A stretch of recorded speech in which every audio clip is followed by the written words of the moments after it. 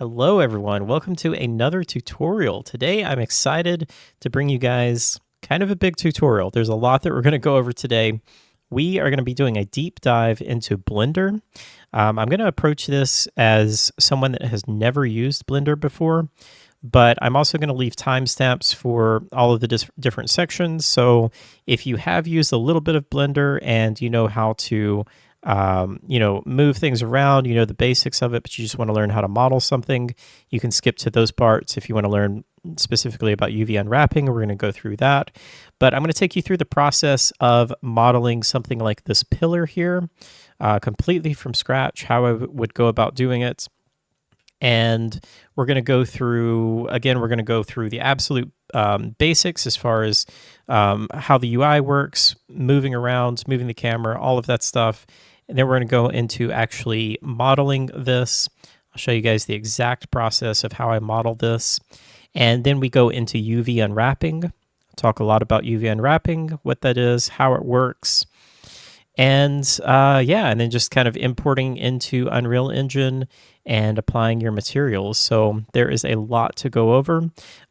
This will probably be a multi-part series. So I just want to say thank you guys so much for all of your support. We are almost at 5,000 subscribers, which is just absolutely wild to me. I appreciate it so much. If you want to support me even further, you can check out the links below. We do have a Patreon and we have a wonderful community on Discord that you can check out. And I also sell assets on Fab that you can check out. Lots of assets for horror games, things like that. All those links are below. But without further ado, let's go ahead and get into the tutorial and start working with Blender. All right. All right, here we go, guys.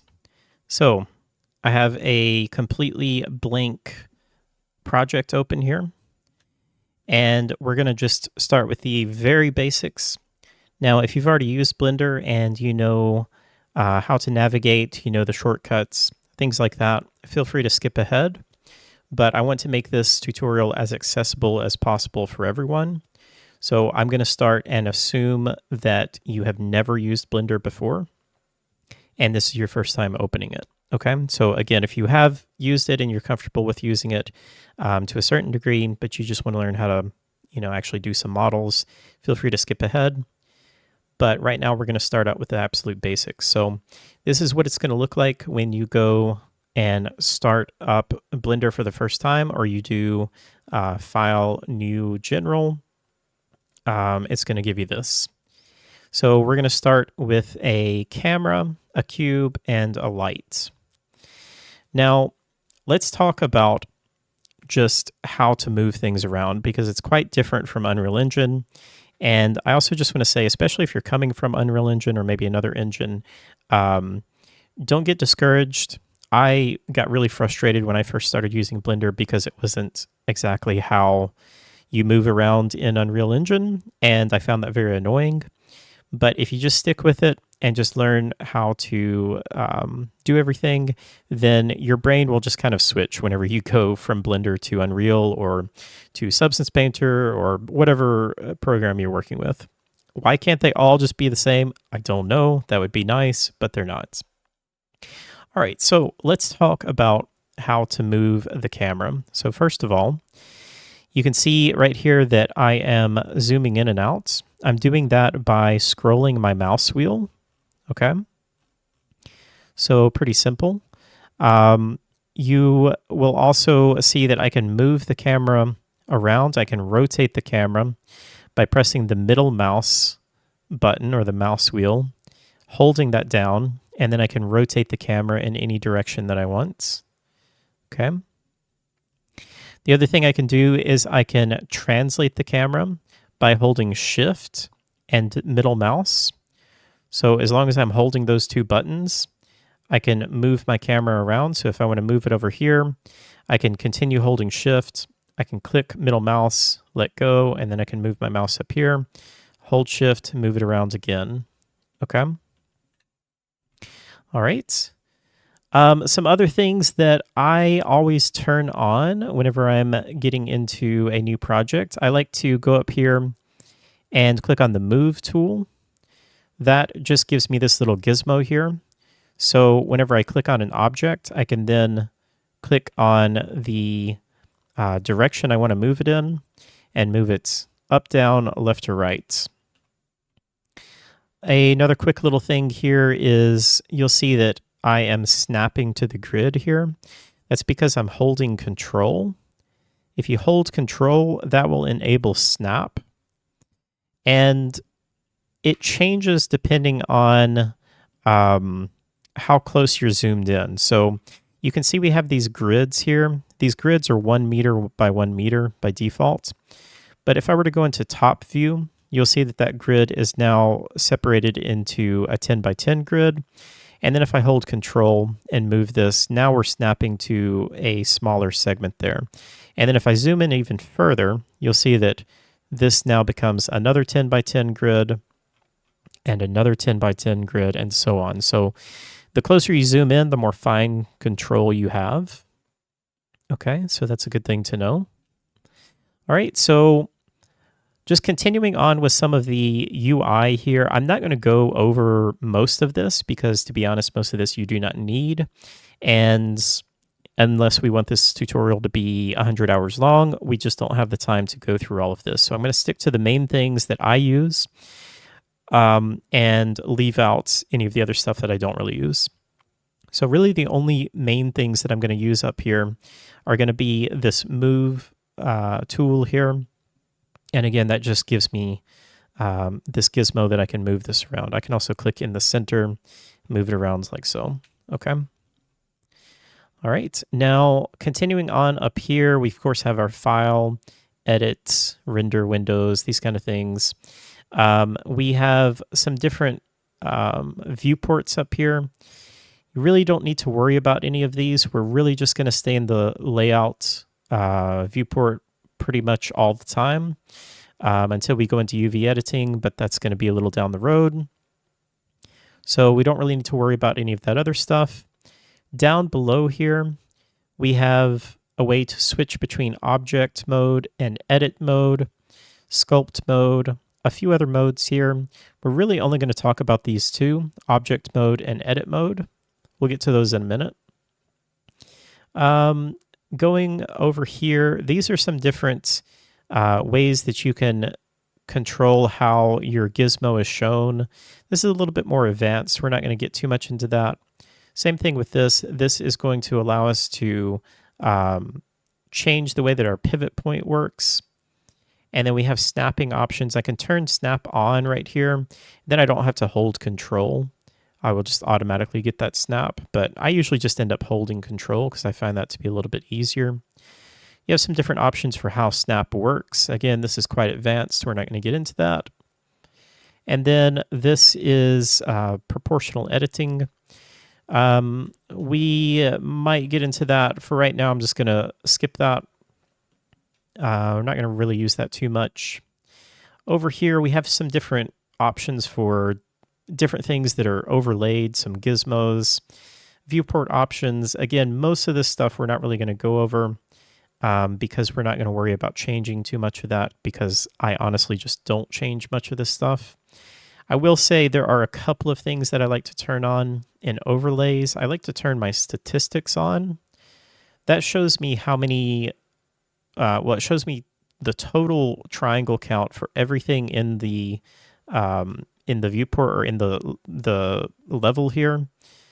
Or I guess it's not really a level, whatever this is called, whatever we have in our file here.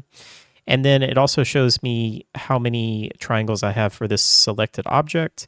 And then if I duplicate an object, you'll see that now we have 24 triangles total.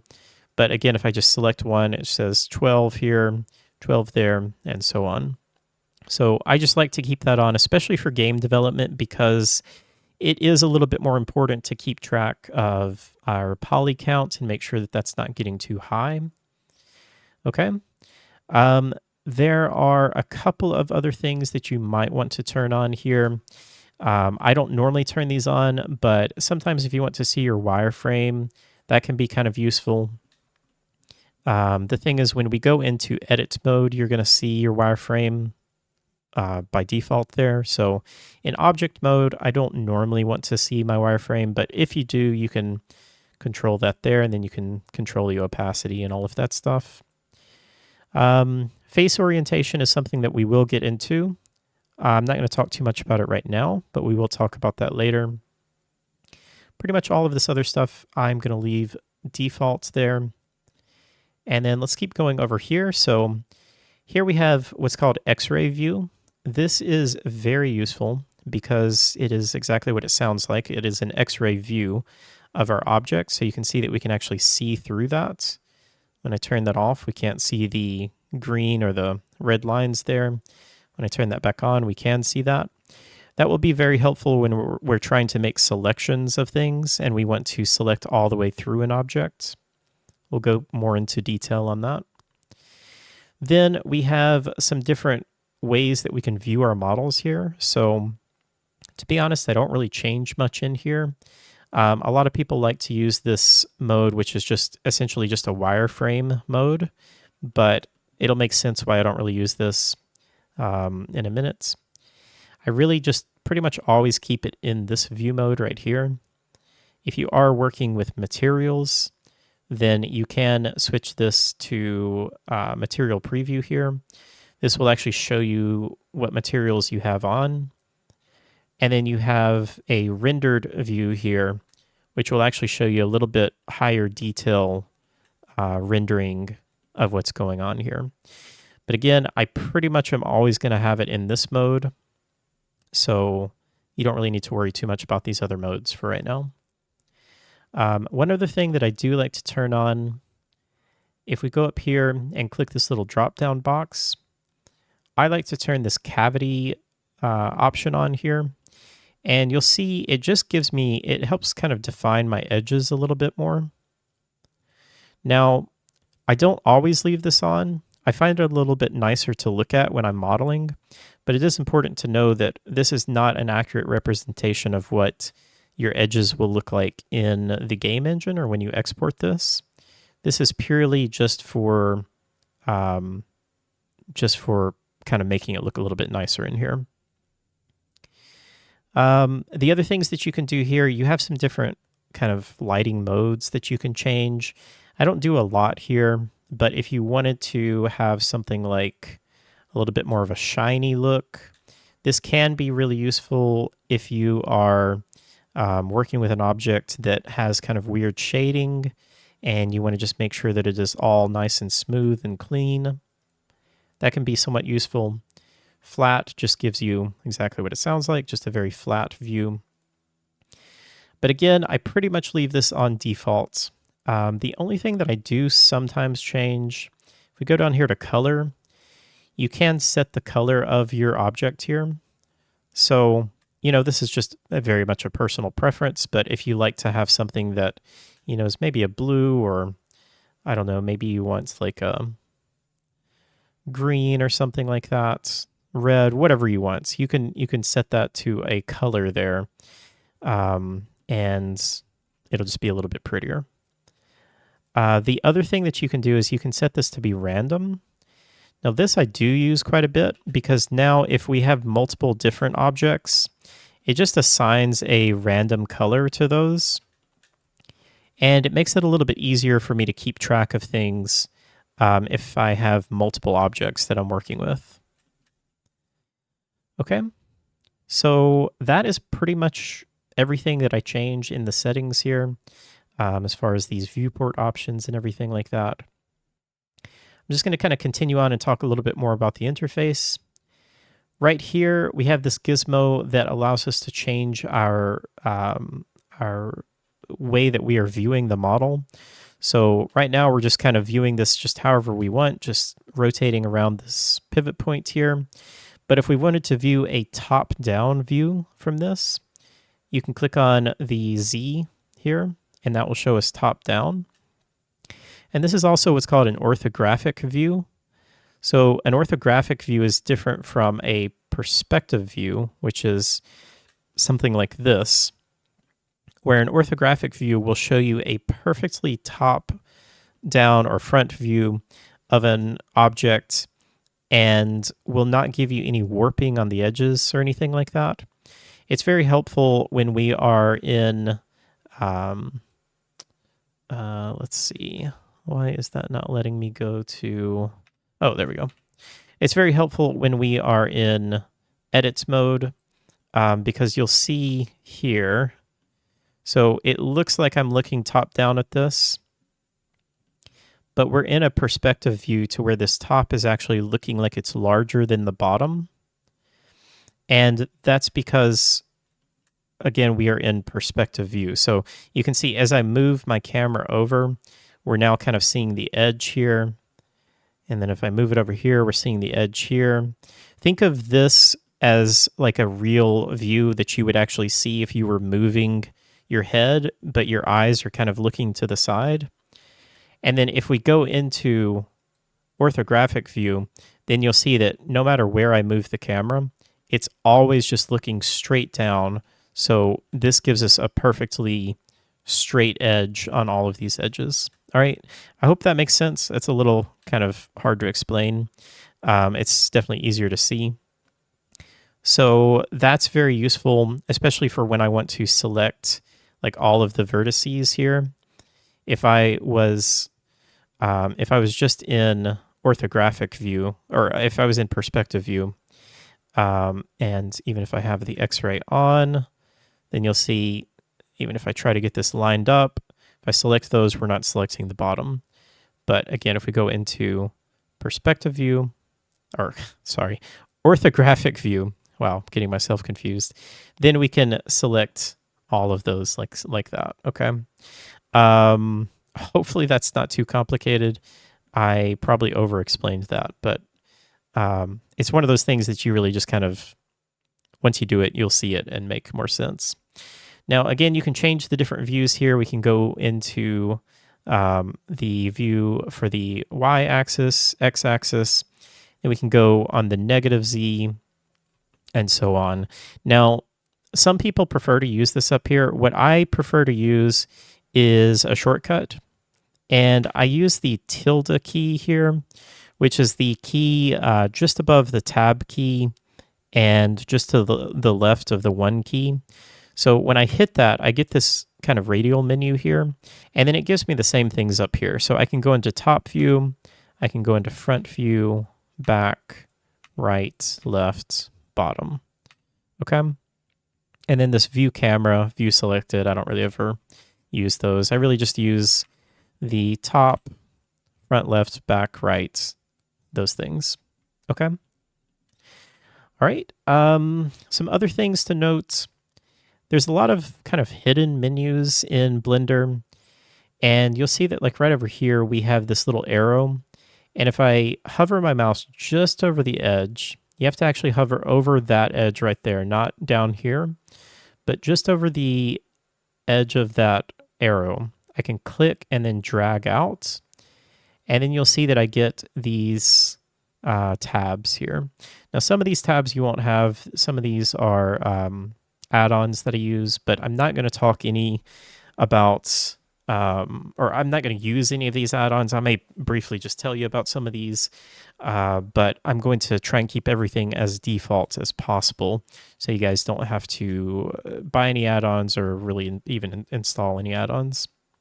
All right, so the first thing that we get is the item. And you'll see that this gives us some really useful details. First of all, we have location, we have rotation.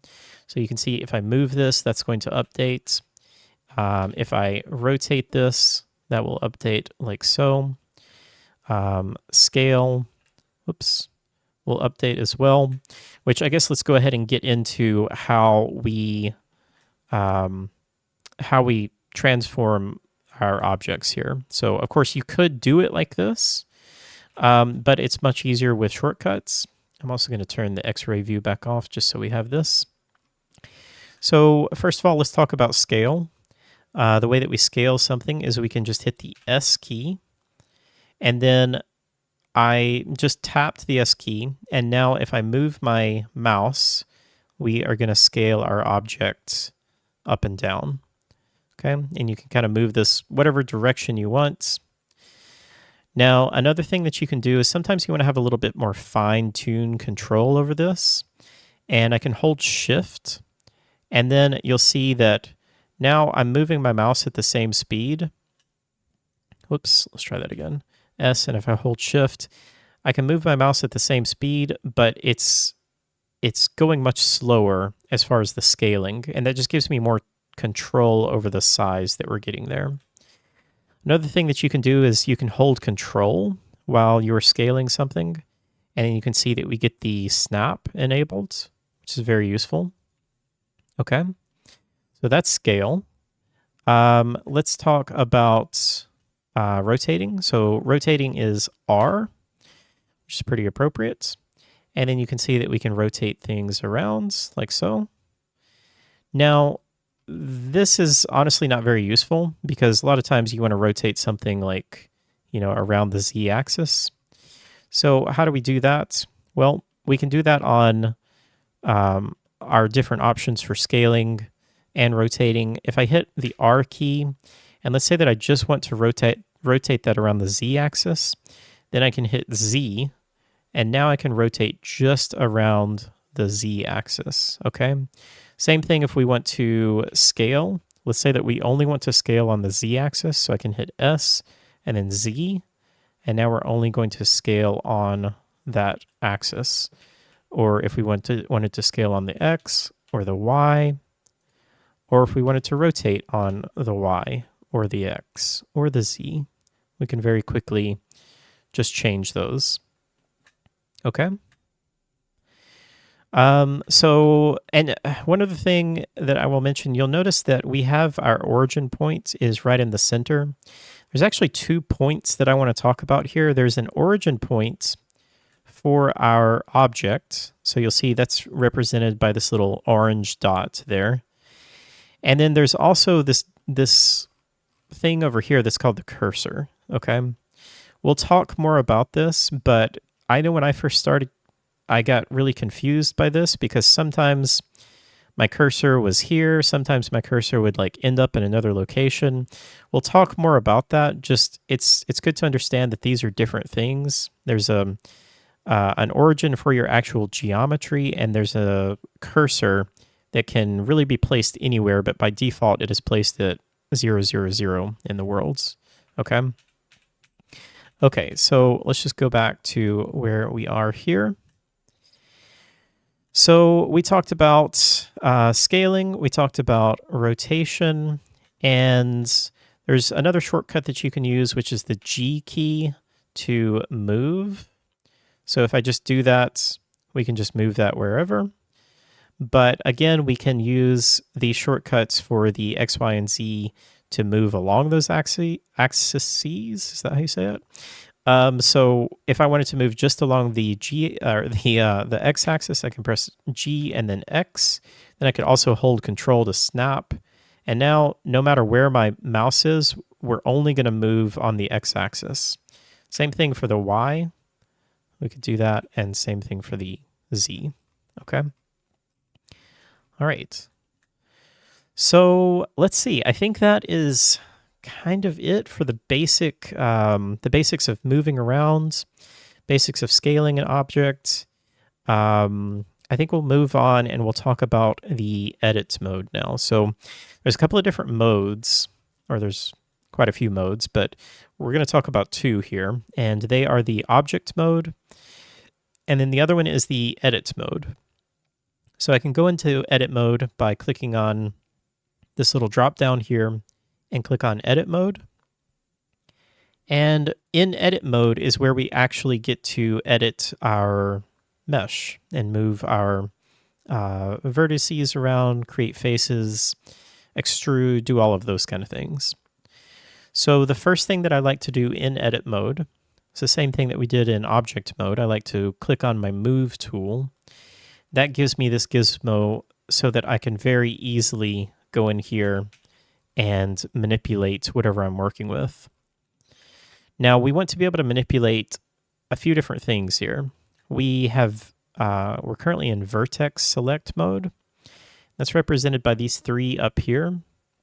So in vertex select mode, I can select just a single vertex, and I can move that vertex around with G. I can't scale a vertex because a vertex is just a single point in space. I can't rotate a vertex as well, but we can move things around move that vertex to wherever we want, okay? The next thing is a line. So the line is just what it sounds like. Now we can select lines. And again, we can move these lines around. We can rotate lines, and we can also scale lines, okay?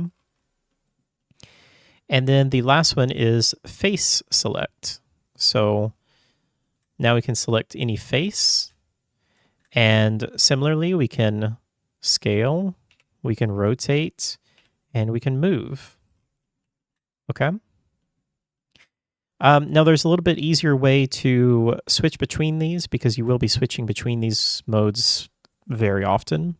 And it's very simple. It's just the 1 for vertex mode, 2 for edge mode, and 3 for face mode. So that's the 1, 2, and 3 right at the top of my keyboard, kind of in between the function keys and the regular kind of QWERTY keys.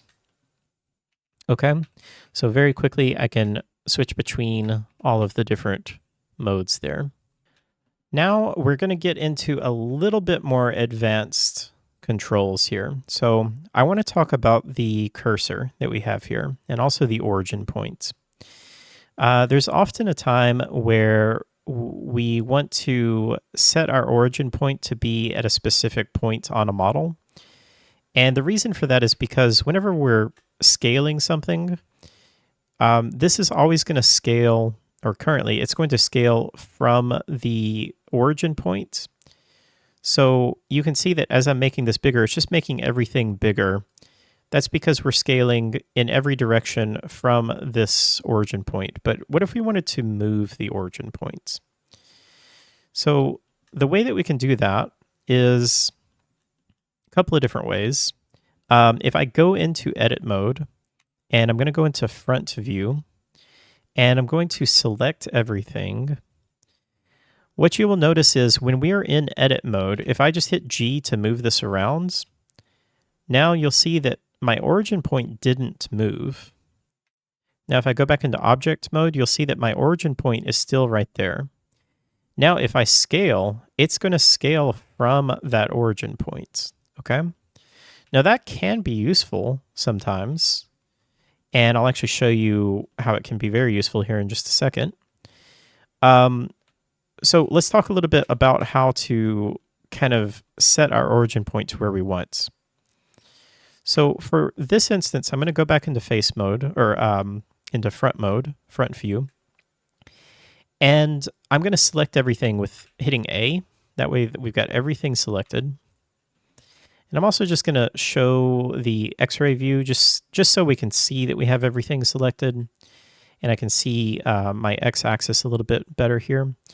And I'm going to move this entire model up, holding Control to snap, until we snap the bottom on the X-axis here. Now what you will see that happens is our origin points stayed right where it was, and it is now at the bottom of this. And so if I go into object view, you'll see that our origin point is now at the bottom, and this can be really helpful because now I can scale this and it's not going to change the location of this bottom face. It's going to always keep that on the bottom like that. Does that make sense? So that can be very useful, and that's often one of the first steps that I do whenever I'm creating a model, because oftentimes I want the bottom of whatever I'm creating to be on the floor here. Now, the other way that we could do that, let's go back in, and I'm just going to kind of drag this down to kind of reset it. So now our origin point is in the center again. The other thing that I can do is I can go into edit mode, and I'm going to go into face select, and I'm going to select this bottom face. If I hit Shift S, then I get this radial menu. And this is a radial menu that allows us to change the location of this cursor. And this will become very, very helpful because we can do things like this. I can tell this to bring this to cursor selected, and you'll see that that moves the cursor to right where our little gizmo is. And you'll see that the origin point is still in the same place. But what I can do now is I can go back to object mode, and I can right click and I can say set origin to 3D cursor. Okay. Now we did essentially the same thing. So if I move this in object mode, now I'm still scaling and rotating, and we're rotating around and scaling around our origin point there. And that cursor just allowed me to move that to that position. Now I could do that on anything. Let's say that I wanted to set the origin to this vertice right here, or vertex right here. I could select that vertex and then Control or Shift S, cursor to selected, go back to object mode, set origin to 3D cursor, and now our origin point is in that corner. And then we can rotate around that point. Maybe we wanted to set the origin right here. Maybe we want to have something to where we rotate just around the center point here. So I could Shift S, cursor to selected, set origin to 3D cursor. And again, we are going to be able to just rotate around that one point or scale from that point, whatever we want, okay? So that is something that took me way too long to figure out. And I feel like a lot of tutorials kind of leave that out. So I want to mention that. It's also very important and very useful for when we are creating objects to bring into Unreal Engine, because you've probably seen, if you've watched past tutorials, I've shown you how to edit the pivot point in Unreal Engine, and that is very useful. But it's often easiest and best to get our origin points and our pivot points set correctly in Blender, and then export it, and then we don't have to worry about that. Okay. So for right now, I'm going to just bring this back to the bottom here. Now, I'll mention this also. This can be useful. There's some different areas that you can select or set the origin to. By default, it's set to origin by geometry, and that will just set it to the center of the data. Now, if you have a cube, that's kind of useful because, I mean, that's going to be the literal center of this. But if you have something like, let's say, this, then if we try to set the origin to the geometry, then we're going to get this. And I mean, that may be what you want, but it's basically taking an average of all of these and finding the center to where to set that. Okay. So those are really the only two that I might use. I don't really ever use these other ones. Mainly I'm just using origin to 3D cursor or origin to geometry. Now, the next thing that I want to talk about before we actually get started with our modeling is I want to talk a little bit about how we actually create meshes in here. And I'm just going to delete our default cube there. By the way, if your cursor point is set to somewhere off here, I can set it to wherever I want by holding Shift and right-clicking. To be honest, this is not very useful. And, well, there may be a great use for this, but if anything, this is one of the things that would always confuse me, is how my cursor would get, off in some weird position. But if you want to reset that, very simply, just Shift S and then just move cursor to world origin, and then it will move that back to the origin point. The reason that that's important is because whenever we create a mesh, it's always going to be created at the origin point here. So if that is, or at the cursor, and if that is not at the center here, then it just kind of throws things off. So I like to just pretty much always keep that at the world origin unless I'm specifically doing something with it. Okay, so let's talk a little bit about how we actually create meshes. And it is done with a shortcut, which is going to be Shift A.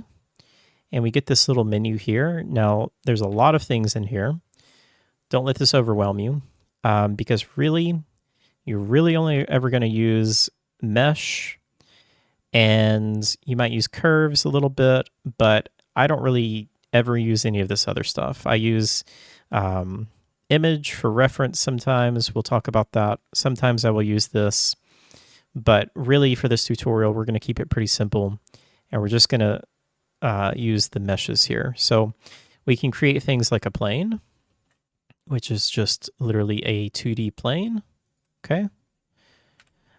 We can create our cube. Okay. We can create circles.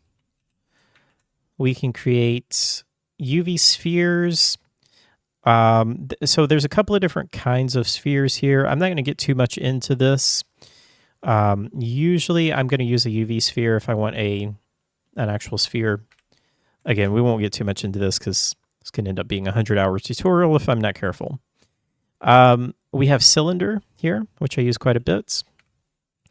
And the others, to be honest, I don't think I have ever used a cone. And I've used a torus a couple of times. A torus is just like this, essentially. But yeah, I don't think I've ever used a cone. I think mainly because I often will just do this if I want a cone. So yeah, it's just one of those things that, you know, everyone kind of gets their own little way of doing things. And we'll talk more about that later, but just trying to keep things simple for now. So for right now, we're just going to talk about how we create meshes like these, and we're just going to use a few different ones. But let's talk about actually creating something that we can actually use. So if you've skipped up till this point, we are now officially at the part where we're going to start modeling some stuff. So let's first of all talk about reference. I usually like to use reference images unless it's something very, very basic that I'm modeling. I do have a couple of reference images that we're going to use. So I've got this one, and I thought it would be good to, I think we'll do this one just because I think it's going to be kind of the most complex in terms of shapes. We might do this one as well. But I think this is good because it is, it starts out with a cube, and then it's got some different things here. And then it also has a cylinder and kind of some unique bevels and things here that we can show how to do. So I think we will work with that as our first model. And we're going to bring that image in as a reference, and I can do that by holding Shift-A. And under image, I can click on reference here. And then I'm going to just find that very quickly. So I want to use this. And now you'll notice that when I bring this in, it's all messed up as far as the rotation. That is no trouble, though. We can very quickly just fix that by zeroing these out. Another little tip that you can do, we could, of course, go in here and type 0, go through all those. But if you want to quickly set all of these to a number, I can click and hold and then drag down. And then that will select all three of those. And then I can just hit 0. And then that will set everything at 0 there. So that works for everything. You know, like if you wanted to change all of this to 2, you could just go in, do it like that. Okay. All right. So the first thing I want to do is rotate this. So I'm going to rotate R on the X because I want to flip it up like this. Or actually, which way? Yeah, that way. And then one other thing I didn't mention. So you can, of course, use the snap tools, which work pretty well. And actually, if you look right up here, it disappears when I do that. But just watch right here when I rotate. So you can see that's telling me my rotation amount in degrees. This is fine to do it like this, but another way that you can do this, if I want to quickly rotate this 90 degrees, I can hit R, and then we want to rotate on the X, and then I can type in how many degrees I want to rotate. So if I type 90, it's going to rotate exactly 90, and then I can just hit Enter, and now we've rotated that exactly 90 degrees, okay? And I think I'm going to just flip this around. So I'm going to do RZ180. just because, oh, well, actually, I guess I was wrong. RZ180, whoa, RZ180. I just want this to be, yeah, like that. So when I go into front view, I mean, it doesn't really matter. If you go into back view, it doesn't really matter. It's going to be the same either way, but I just wanted that to be correct there. So I'm going to go into front view, and one thing that we can do is add a little bit of opacity to this because we can't really see anything here. And we could go into X-ray mode, but that doesn't actually work for images. So on our right panel over here, which we haven't even talked to any about this stuff, but there's really not a whole lot to talk about here, and I'll kind of go through things as we need to. I'm going to go to data, and then we have an opacity slider here that I can turn that on, and then we can scroll that way down to where we have it much higher opacity there. Then the other thing that I want to do is I want to bring this up to where this is right on the x-axis, or as close as I can get it. So we also talked about moving with the G key. You can, of course, lock that to an axis. So I'm going to hit G, and then I'm going to hit Z, and now it's just going to move on the Z-axis. And then I'm going to hold Shift just to have fine control over that and just get something like that. And then I think the last thing that I will do is I'll hit G, and I'll hit X, and I'm just going to bring this over till we have it in the center, as close as I can get it to the center. I'm just kind of looking at these lines right here, and I think that's pretty good there. Okay, now the other thing is I need to get an idea of reference in terms of how tall this is. So what I like to do with pretty much everything that I'm modeling is I like to bring in a reference of a human character, and let's see, Import.FBX. I have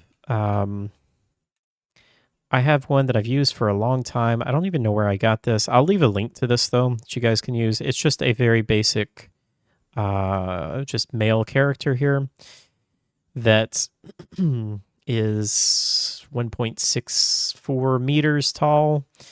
I guess that's pretty average. I honestly don't know.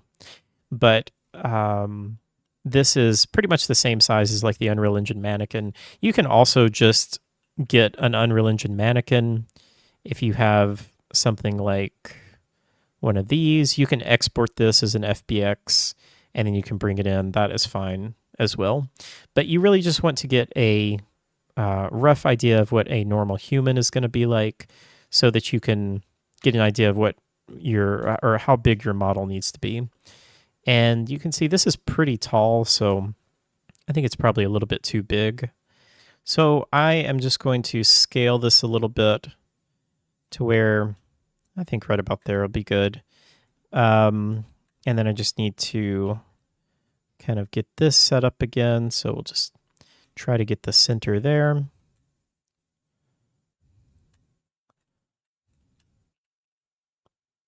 All right, something kind of like that I think should be good.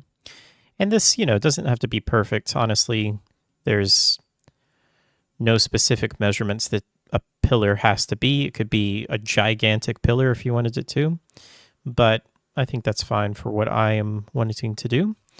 All right, so whenever I'm modeling something like this, I like to try and break it up into kind of pieces.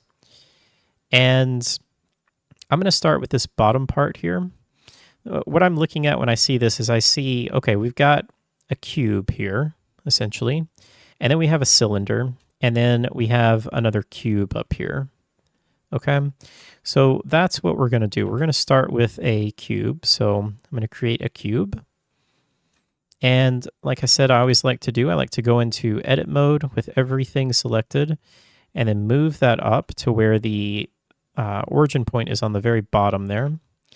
Then I can go in and scale that down. And I'm also going to turn on my transparency here so that I can see through this. And I just want to try and get this the correct size on this part right here first. So just going to scale till I get right about there. Okay. Let's also just move this back. Move that back just so it's out of the way. And now let's go back into edit mode. And I'm going to go into vertex select, just select these top vertex or vertices, and then just bring all this down to where we get right about there. Okay, so now we have this part down here. All right, let's turn X-ray mode off and just kind of look at this. Now, lots of different ways that you can do this, lots of different ways to model things, but what I am seeing here, if we look at this, by the way, this is one thing. So you can see that like I'm moving my mouse and I'm trying to zoom in and I'm literally rolling my mouse wheel and it's not zooming in any further. If that happens to you, you just need to reset your view, and you can do that by pressing the period key. That's the period key on your number pad. So if I press that, then you'll see that it kind of recenters our view, but then if I zoom in, I can zoom in actually much closer to that now and then see what's going on. So sometimes that will happen to where like you can see right here, like this is way too fine, or it's moving way too much. Like if I roll my mouse wheel just once, it just goes right through that. That's because I just need to click on this and then click the period key. And then it allows me to actually center in on that. By the way, if you see me press period over here twice, you don't have to press period twice. It's just that I have a hotkey set up in OBS that mutes my mic whenever I press period. So I have to press it twice to unmute myself. Not a great key for working in Blender. But anyway, that's why you see me pressing that twice. All right, so anyway, I just wanted to focus on this. And then I wanted to look at this and see. So you can tell, I mean, this is obviously not 3D, but you can tell that this is kind of inset here. And then we have this kind of beveled edge here, and then it looks like it's inset again. And then it actually looks like it is just mirrored here. And then we start on this. So let's talk about how we can do that. So let's go back here. Okay. Now what we can do is we can inset. So I'm going to go back to edit mode.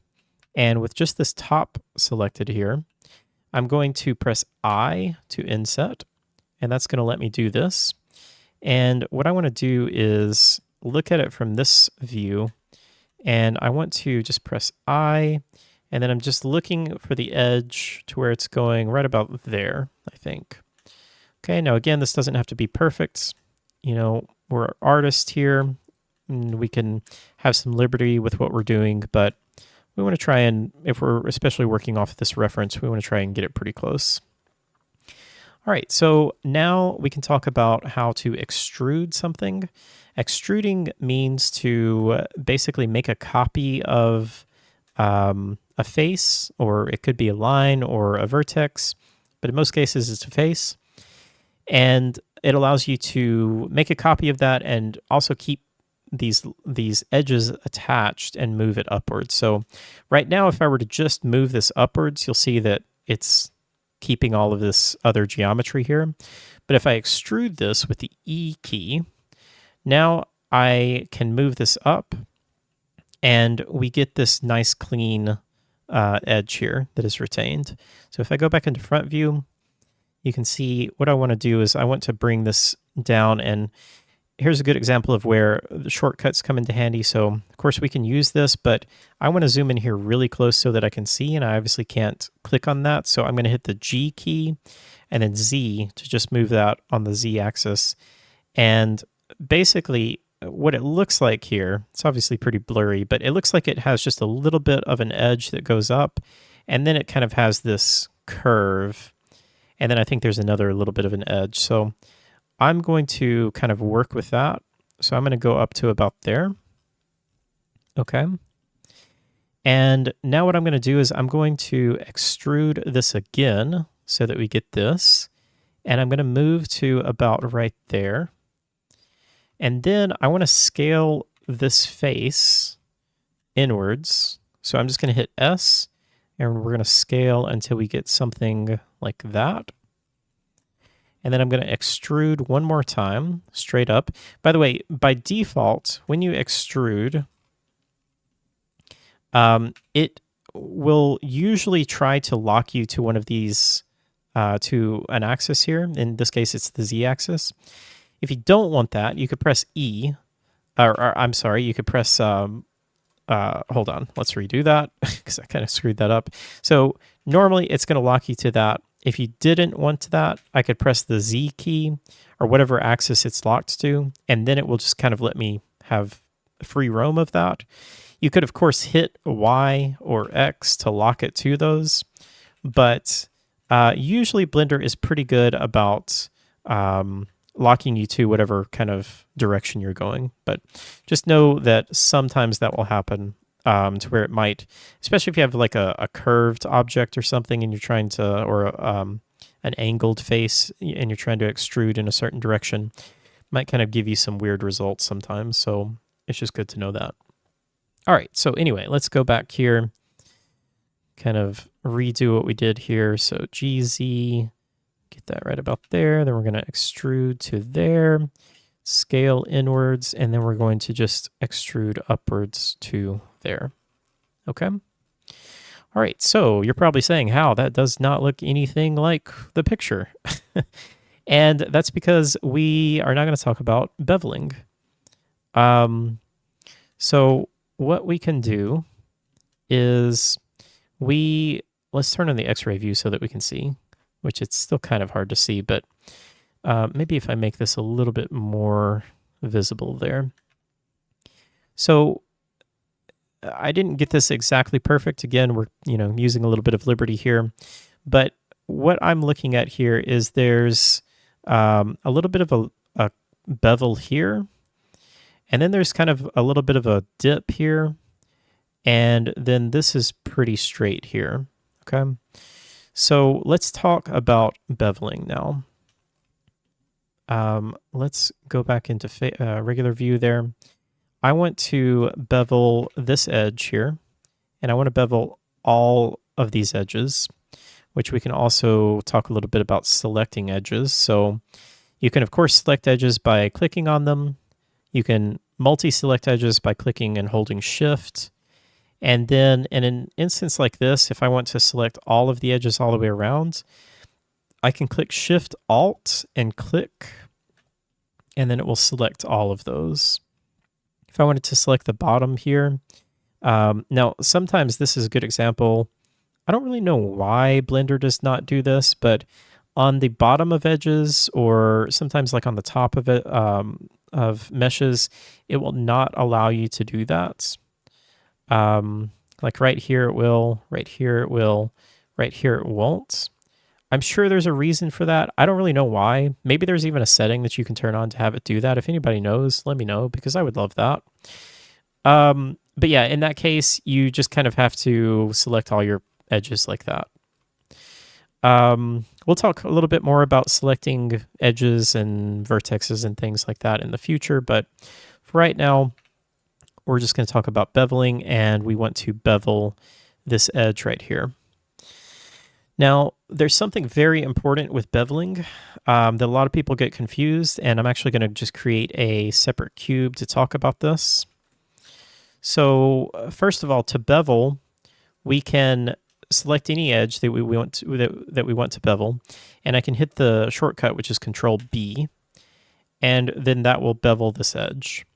And then if I want to, I can roll my mouse wheel, and that will give me more edges in there that we can make that kind of, more rounded.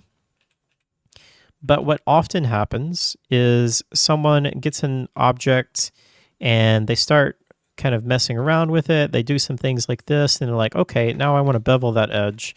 And, well, actually, that one's fine. But they go over here, they want to bevel this, and they're like, whoa, wait a second. That does not look right.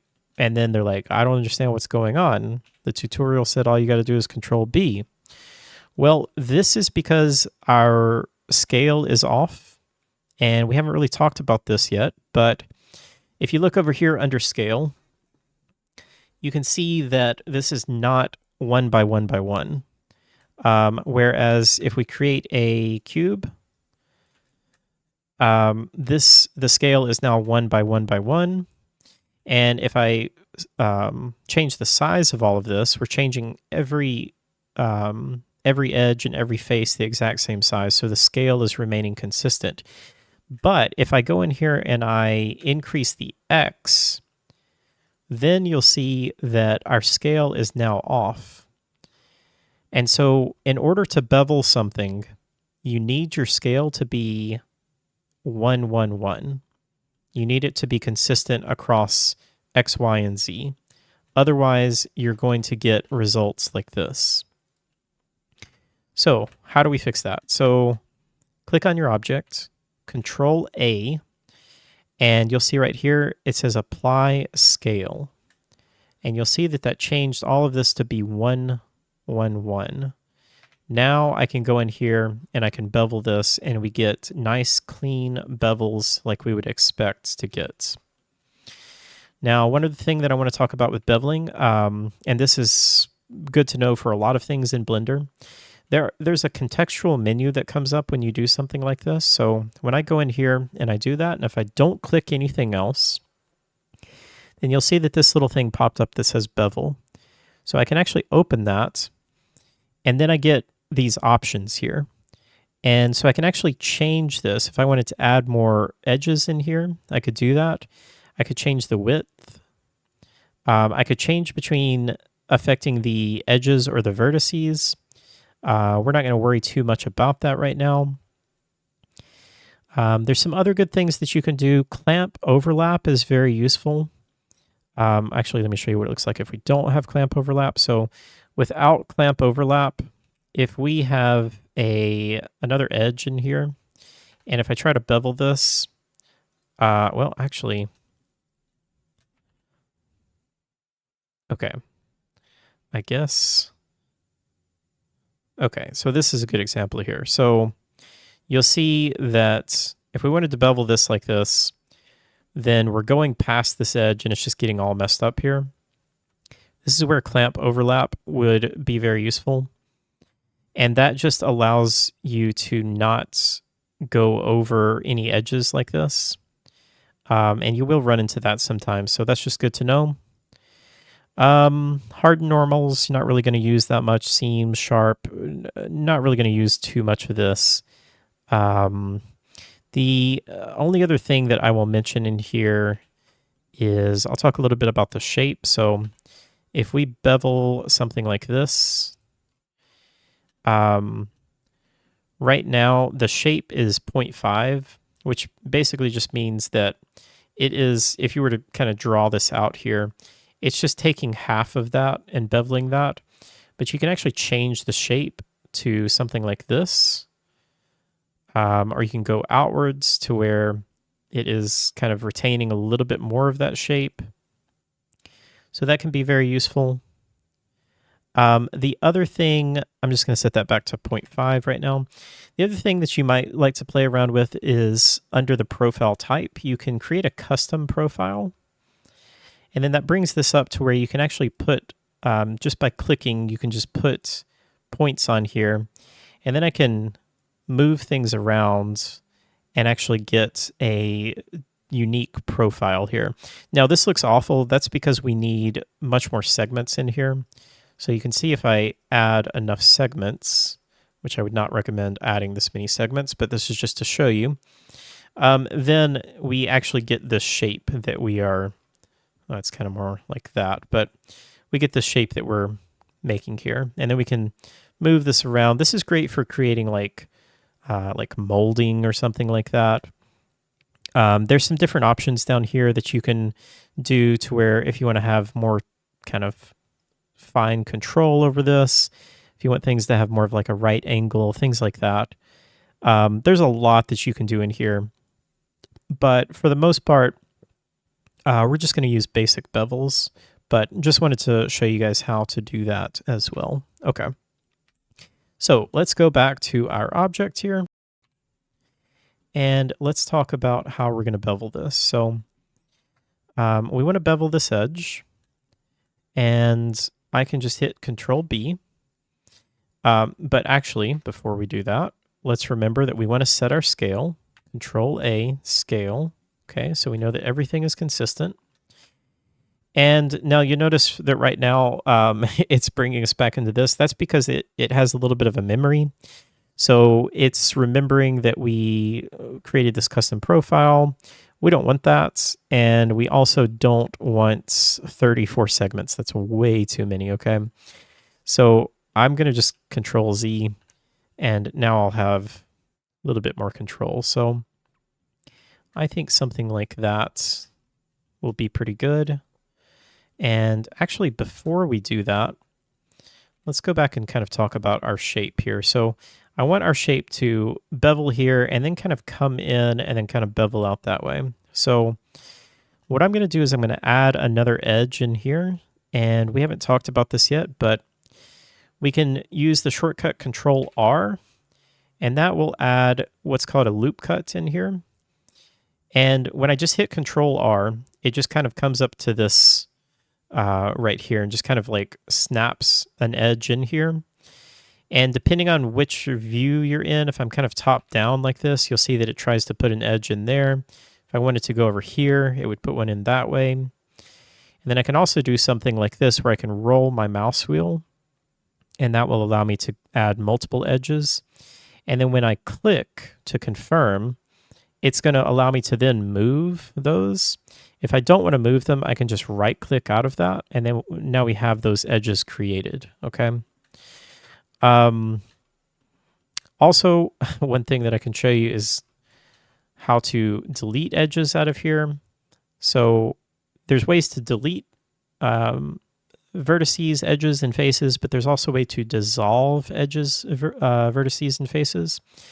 And what dissolve will allow us to do, if I were to just delete these edges, then you can see it's taking all of that other geometry with it. But I can just simply dissolve the edges, and that will remove them out of there like that, okay? So all I want to do is I want to just add an edge loop in here. So I'm just going to hit Control R, click to confirm, and then I don't really want to move this. And then I'm just going to right click just to confirm where it is. And what I want to do is actually scale this inward just a little bit to something kind of like that. And then if I wanted to move this edge down, I could hit G, Z, and move it that way. But there's another way that you can move edges, and that is by double tapping G. And just watch what happens when I do that. So if I hit G twice, now it's going to allow me to move that edge, and it's going to move it along the other edges that we already have. As opposed to just moving it on the Z axis, I can get a little bit different control doing it like this. So this can come in really handy in some instances. Okay, so maybe I'll move that just a little bit.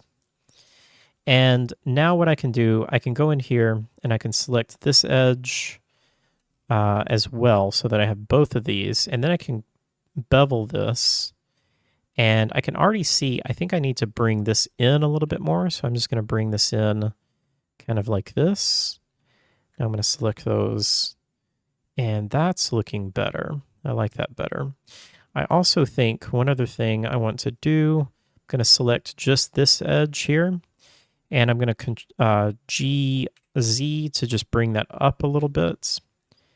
And now I'm going to select these again, bevel, and then we get something a little bit more like that. Okay, that looks pretty good. I'm happy with that. Now, this is going to give me a good opportunity to talk a little bit about shading. So you'll see that you can very clearly see the edges that we have here. And we often don't want that, especially when we export our models, because we want them to be nice and smooth. So there's a very easy way to fix that. We can just right click and go to Shade Auto Smooth, and that will mostly fix that. Now, you'll see that we have a little bit of kind of a weird look here. I believe this is actually because I have cavity turned on. Not totally. Okay. This is another good opportunity to kind of talk about how shading works here. So what's going on here is it's trying to shade out these edges, and it is doing a good job, but you can see right here, this is just kind of a flat surface. And in this instance, I want this edge kind of moving all the way up here to be sharp. And so I can actually select that edge. By the way, I just selected that by clicking down here and then moving to where I want to select, like all of the ones that I want to select, hold Control and click, and then I'll get that. So I can right click with that selected and click on Mark Sharp. And now you can see that did what I wanted it to do. And now that's looking more like what I want. You also could kind of play around with the bevel. You might kind of make a little bit different shape. That might help as well. But that's really what I wanted there. And I'm going to turn cavity back on just to kind of get that view there. Okay. So let's kind of just see where we want to go next. So I think what we want to do is we want to inset this part just a little bit, and then we're going to raise this up. And then this part is, to me, that looks pretty much exactly the same as this. So I'm going to show you how I would go about doing this. First thing I'm going to do, we're going to go into edit mode and select our top here. And I want to just inset this to somewhere about there. By the way, I also need to select these other edges to mark these sharp as well. So I'm just going to quickly do that. Mark sharp. Okay, that way we have that. Let's go back into edit mode and select the face that we just inset.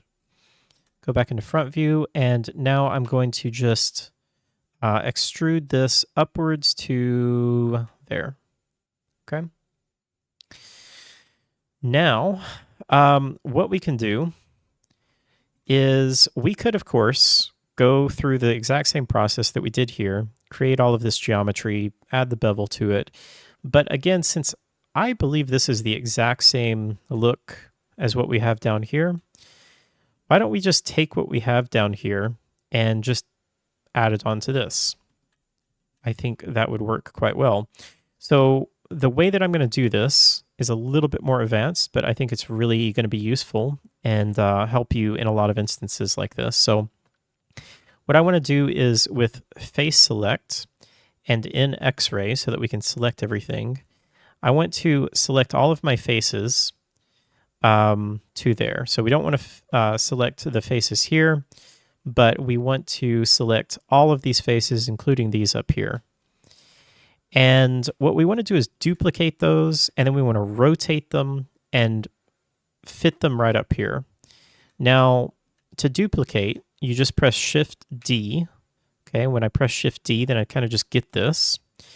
And what I could do is I could right click and then I could move this, try to move this up. Honestly, this works pretty well. I could rotate this and then just kind of move it to roughly the right point there and then join those and we could be on our way.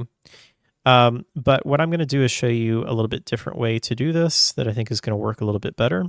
So this is going to come into moving our cursor here. What I want to do is I want to move the cursor to the center of this. Okay, so I'm going to select these faces and I'm going to hit Shift S, cursor to selected. Then I'm going to go back into face select and I'm going to again select these bottom here. And I want to go up here and I want to click on the transform pivot, and I want to have that be 3D cursor. And what that's going to allow me to do is rotate around the 3D cursor. So now I can hit Shift D to duplicate that, right click, and then I can hit R and we can just flip this around exactly 180 degrees. And because we have this right in the center, now this is lined up perfectly. It's kind of hard to see, but if we go in here, you can see that we don't have this joined yet, but we have the vertex at the exact point that we need it there.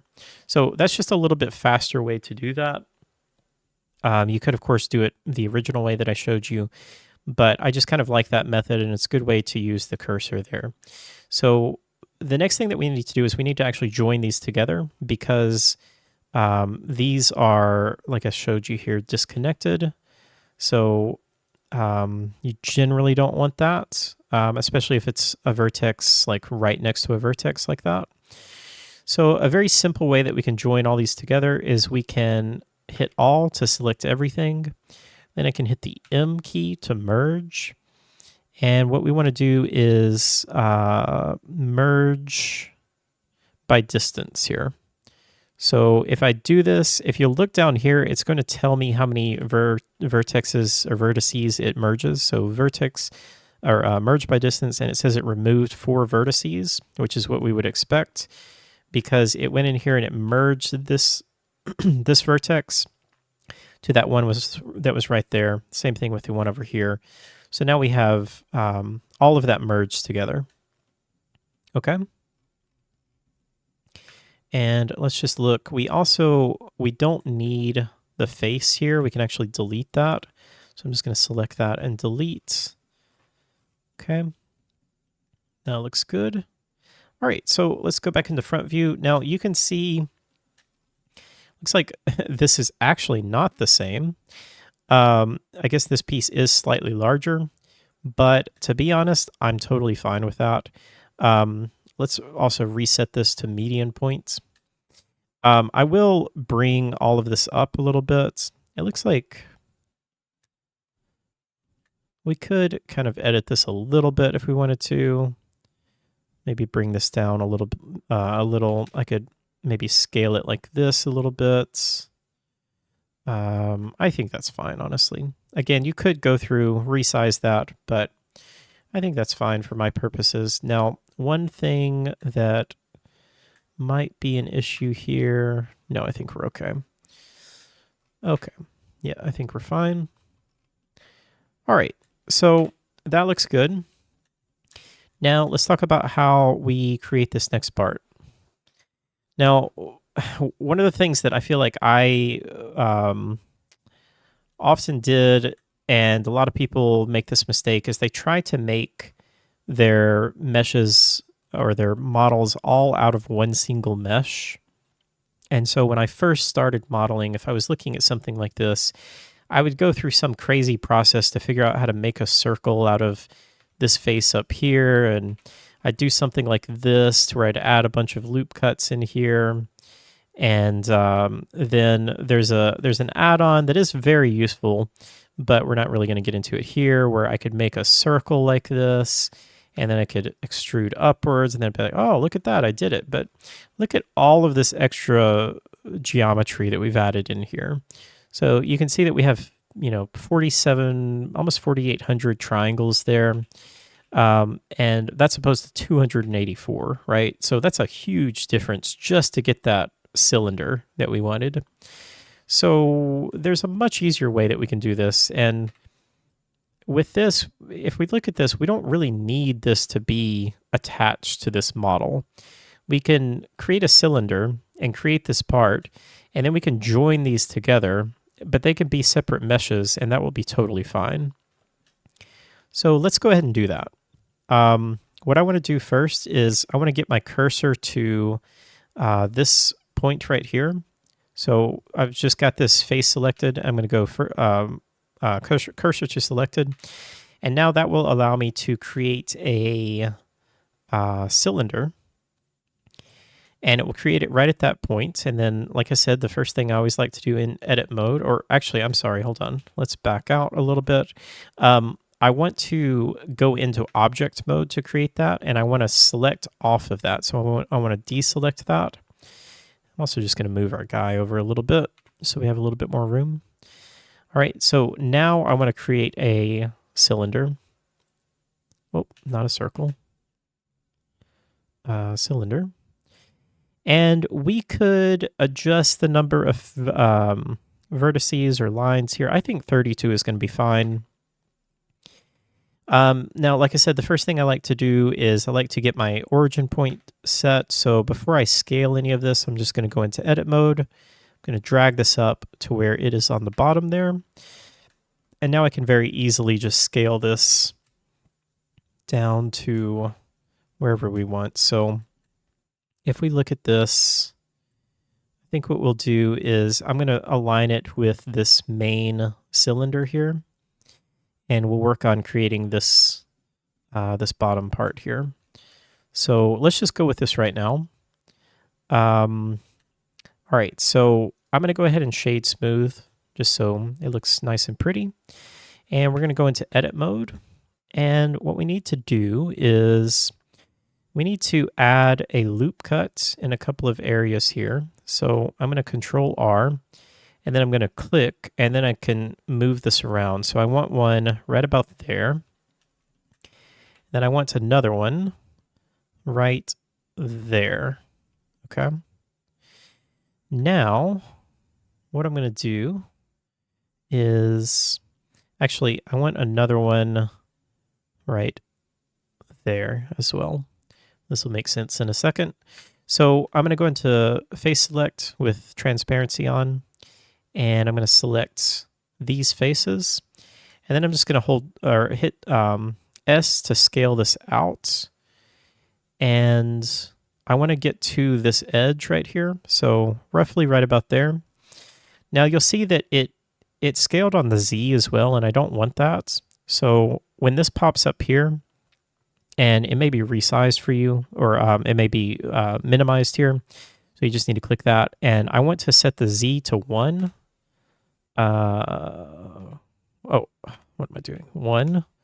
And so now that will keep that scaling on the Z normal there. Okay, so that looks good there. What I'm going to need is a loop cut here, and I'll scale that inward like that. And then we'll bevel that. But first of all, we need to make sure that our scale is correct. So just hit apply scale, and then we can just bevel that to something kind of like that. And now for this part, what we're going to do is, I think the best way to do this, because this really looks like it is going almost straight out like this, and then curving down, and then kind of straight in like this, you could do this, scale this out, bevel this, try and kind of line this up. But I think what would actually look better here is to, let's remove that loop cut. Go into face select. We're going to select all these faces. We're going to press E to extrude. And then I'm going to right click. Now we have extruded, but we haven't actually moved it at all. What I can do is I can hold Alt and S and then move my mouse, and that will extrude this out. So actually it might be easier to kind of see what's going on in this view. If I hit Alt and S, then that will move this out like that. And it will, it's basically scaling along the normals, which is very useful in a case like this. It's very useful if you are like, if we go back to this model, let's say that we had something like this and we wanted to extrude this as well. You know, if I hit E and then if I just hit S, you can see that it does this. But if I hit Alt S, then, and you can also see it kind of freaks out a little bit like that. That's just because I need to hold Shift, and then it's going to be much more accurate and give me more fine-tuned control there. So that's going to allow you to extrude like that and make things a little bit easier for you. All right, so let's go back and work on this. So go into X-ray again. So now that we have this, I might want this to be a little bit smaller. Bring that to about right there. Now what I can do is just select, let's be careful that we just select these edges here. And then I can Control B to bevel that, and I can get something that looks a little bit better. This might be another good instance of where we want to have clamp normals on, because if I'm not careful, I can go past that edge there. So when I do that, I can do clamp overlap, and now it won't let me go past that edge there. And then I think maybe we'll add just a few more segments in there just to make it a little bit smoother. All right, so now we have that, and that looks good. So let's go back here. Let's look at this again. So we've got the outline is looking good. And let's just continue on going upwards. So I'm just going to move this up until we get to right about there.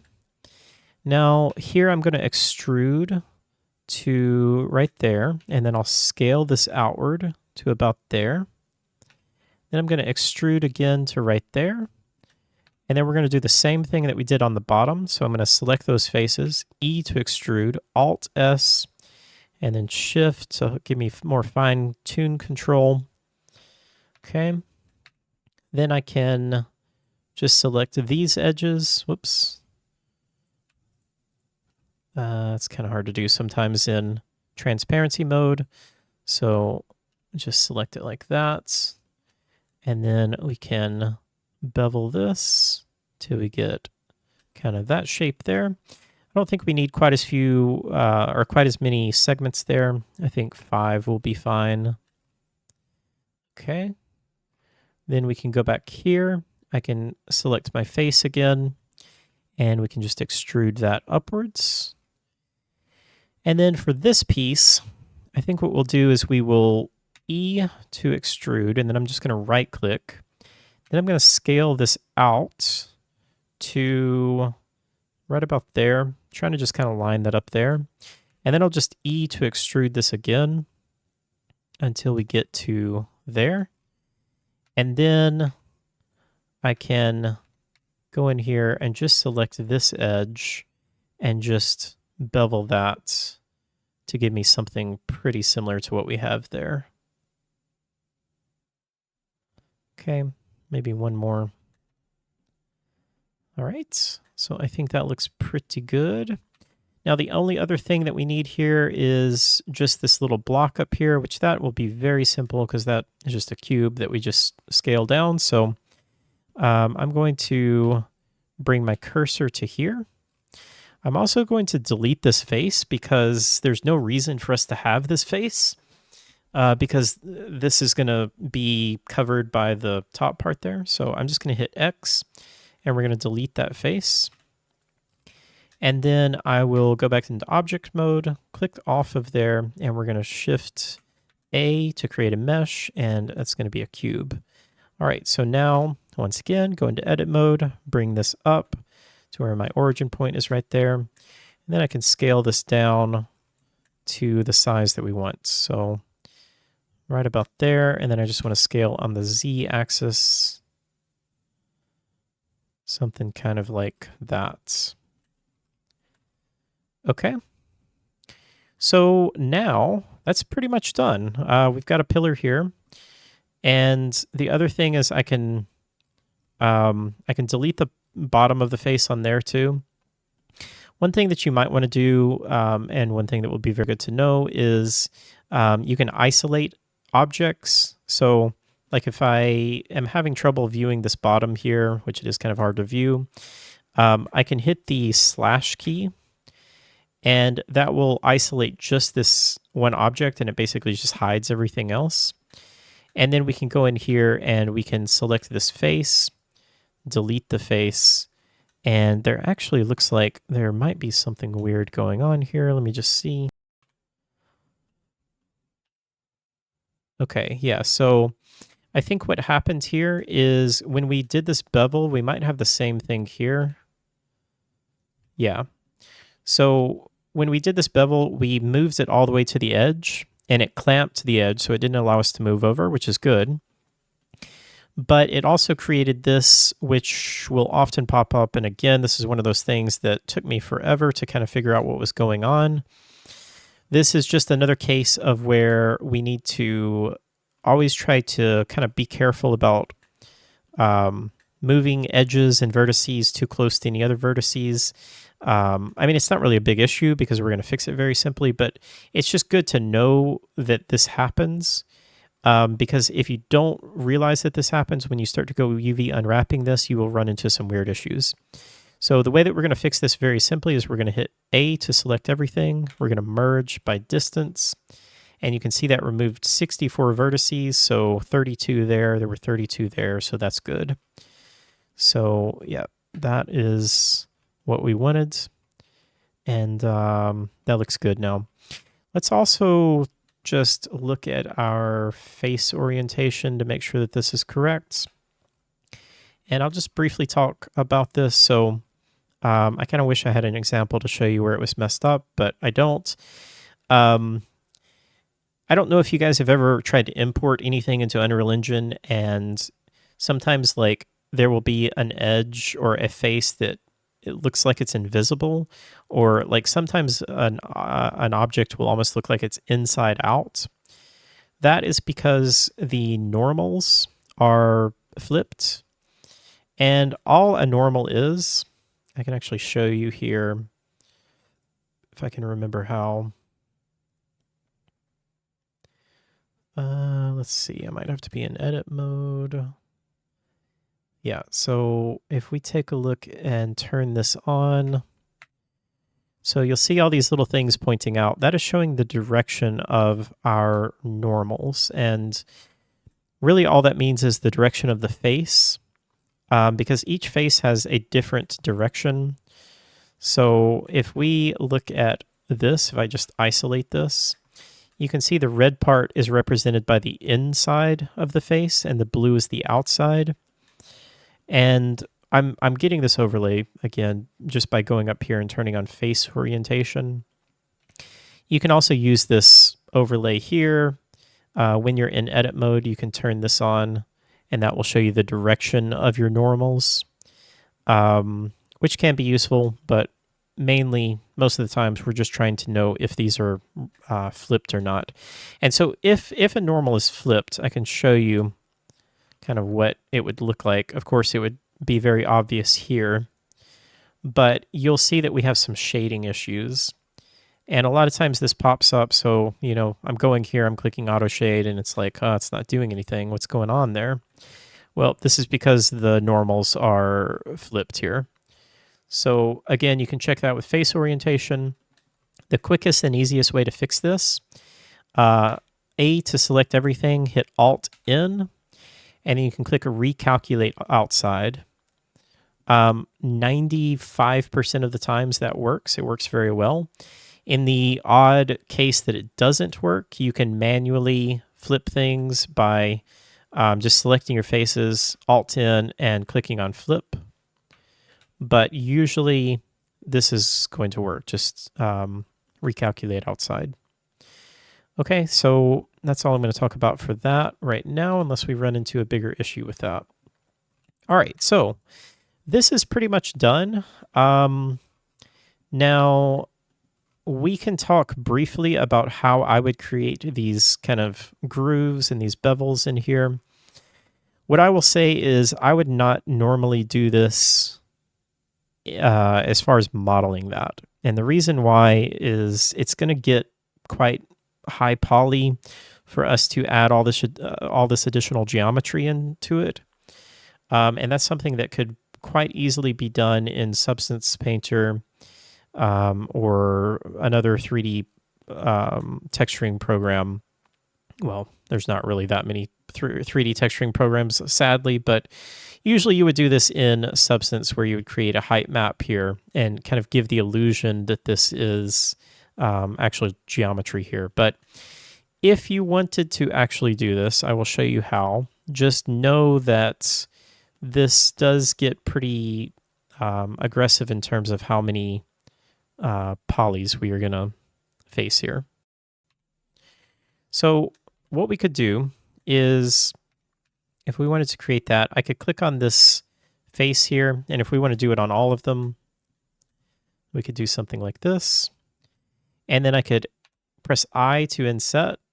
Now, okay, so I'm hitting I to inset, and it's not doing what I want. What I want is to actually inset each one of these faces. So there's an option here. If I actually start insetting that, we get the menu here, and I can click on individual, and then it will give me something like that, which will be more useful for what we want. So I'm just going to do that again. So we want something like that. And I'm not going to line this up perfectly to take the time to line it up perfectly, because this is just a very rough example. So the next thing that I would do to make this little groove is I'm going to inset this again to where we get something like that. And now what we could do is we could go in here for each one of these. Again, I'm really just going to do it on this one side because I'm not going to keep it like this, but I'll just show you how to do it here. So then we could do something like inset this. Okay. And then if we wanted to make that shape, we could then go in and bevel the corners here. So we could, let's see, let's just bevel this. And I don't remember exactly what it looks like. It looks like it's actually being beveled. Let's go kind of like that. And then this other edge would kind of come in like this. Something kind of like that. I'm doing a terrible job here, but you get the idea. You would get, more of this shape here.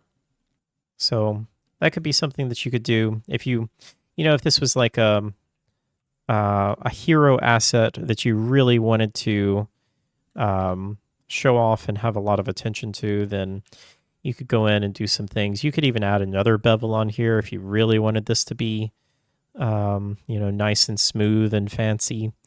But again, just know that you're getting a lot more geometry in here. We're at 590 triangles versus, if we take all that out,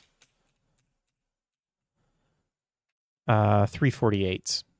To be honest, that's not actually that much. That's actually way fewer than I thought it was going to be. So now that I say that, you know what? Let's just do a little something. So I think what I will do is we'll just inset these just a little bit. So I'm going to select these two on each side, and I'm going to E to extrude, and then I'm going to, let's see, size on the Y axis is what I want. So it pulls it in just a little bit. And what I want to do here is I want to take note how much I'm moving this in. So I'm going to go to about there, and then I'm going to look. Let's actually just make this 0.95 just to be a little bit more consistent. And then I'm going to do the same thing over here.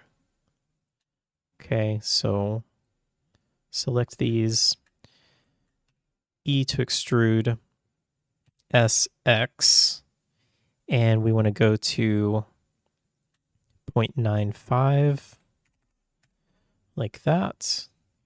And then what I might do is I might just select these faces, and I'm going to go up here to individual origins, and then I can scale these in, and they'll scale all towards their individual origins, which are the center for them. So maybe something kind of like that. And then we kind of get that, which looks a little bit nicer.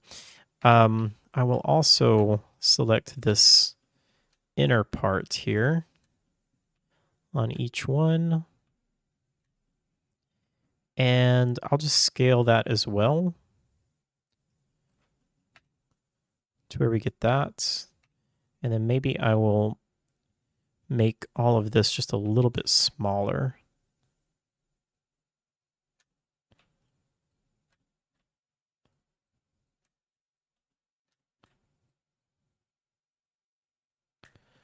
Okay, so let's just scale that inwards, kind of like that.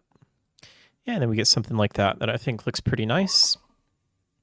And again, this is really where you're kind of artistry and your control can come in and do whatever you want. Unless you have, a very specific model that you want it to look exactly like it does there, then you really kind of have free roam doing whatever you want here. All right.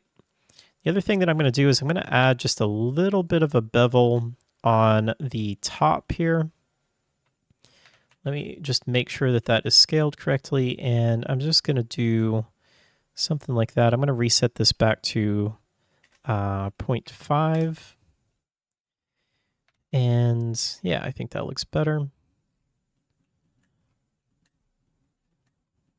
We might do a little one here as well. Okay. All right, now that is pretty much finished. Oh, one other thing I forgot to do. I needed to just scale this here, just add a bevel to that. Okay. And that might be close enough that we can merge. Actually, let me undo that. Whoops.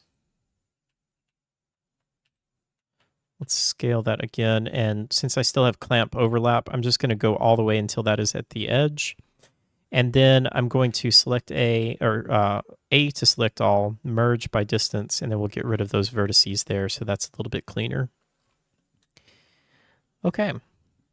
Now we're pretty much finished. Now, like I said, if you wanted to make these grooves in here, I will show you how I would do this. I would not recommend it because I think this is going to get quite high poly, as opposed to this wasn't too bad, but I'll show you what you can do if you really wanted to do that. So let me think. I think what I would do is I'm going to hit, I'm going to put a control or a loop cut in here, and I'm going to bevel that, move this out to about right there. And then I'm going to go into edge select, and I'm going to select all of these edges. And if I go up here to checker or select, there's a thing called checker deselect. That will basically allow me to select every other one of those. Yeah, I think that will work. And then what I'm going to do is I'm going to bevel these to give me something kind of like this. And then I'm going to put, do I want to do that? Yeah. I'm going to put 2 more in here. And then I'm going to select all of these all the way around.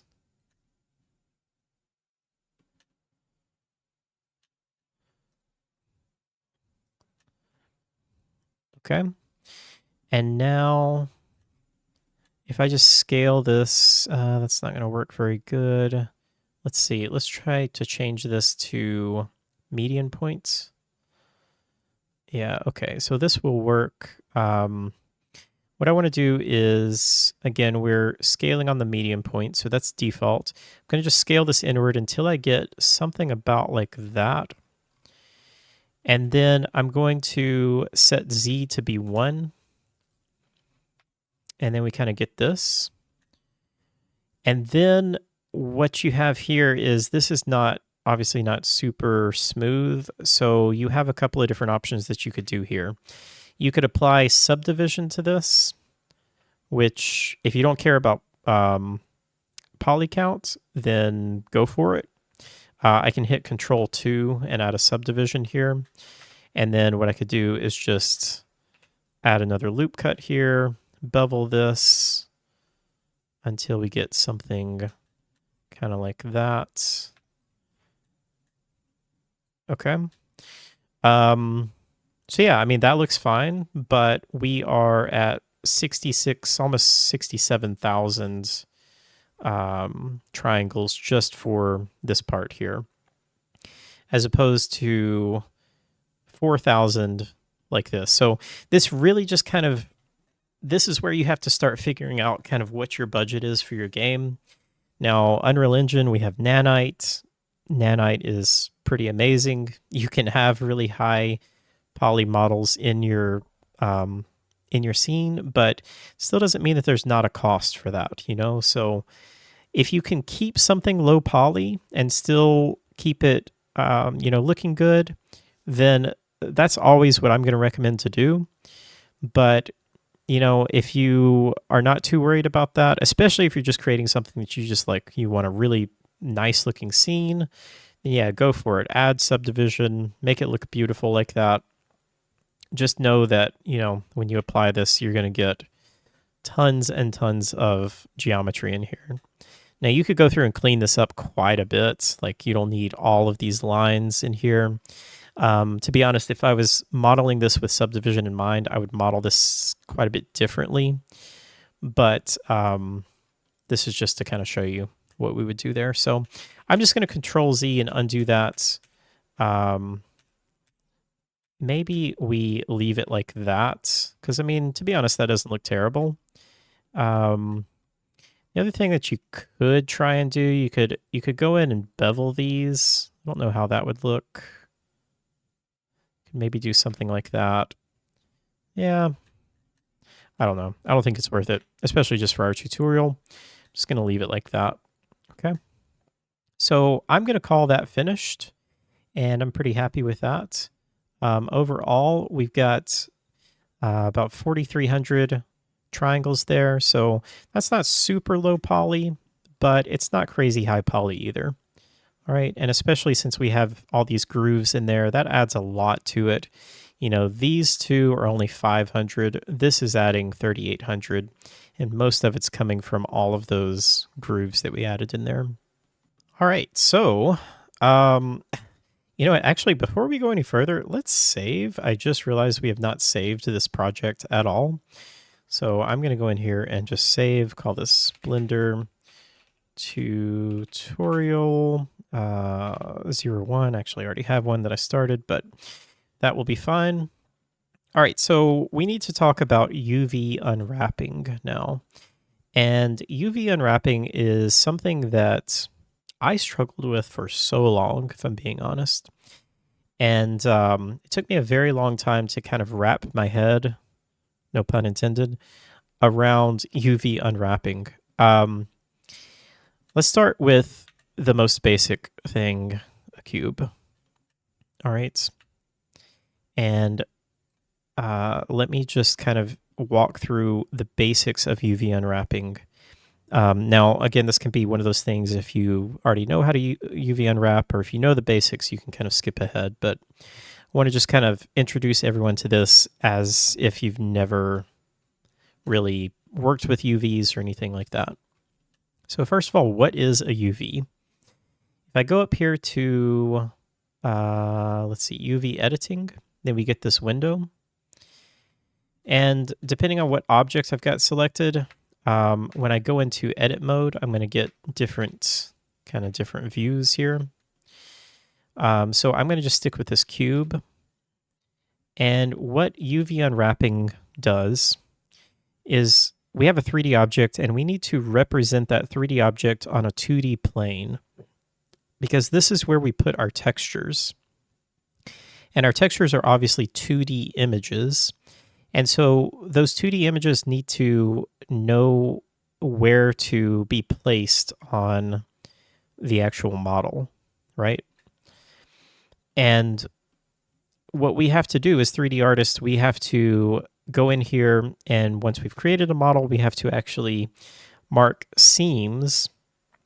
And the best way to think about a seam is if you were to take a pair of scissors and cut through this model on this edge, that would be what a seam is. So when we unwrap something, we want to try and figure out, okay, where can we cut this to unwrap this to where we can get it to lay down flat and it's not going to overlap anywhere. All right. So the way that I think might help is if I separate these sections like this.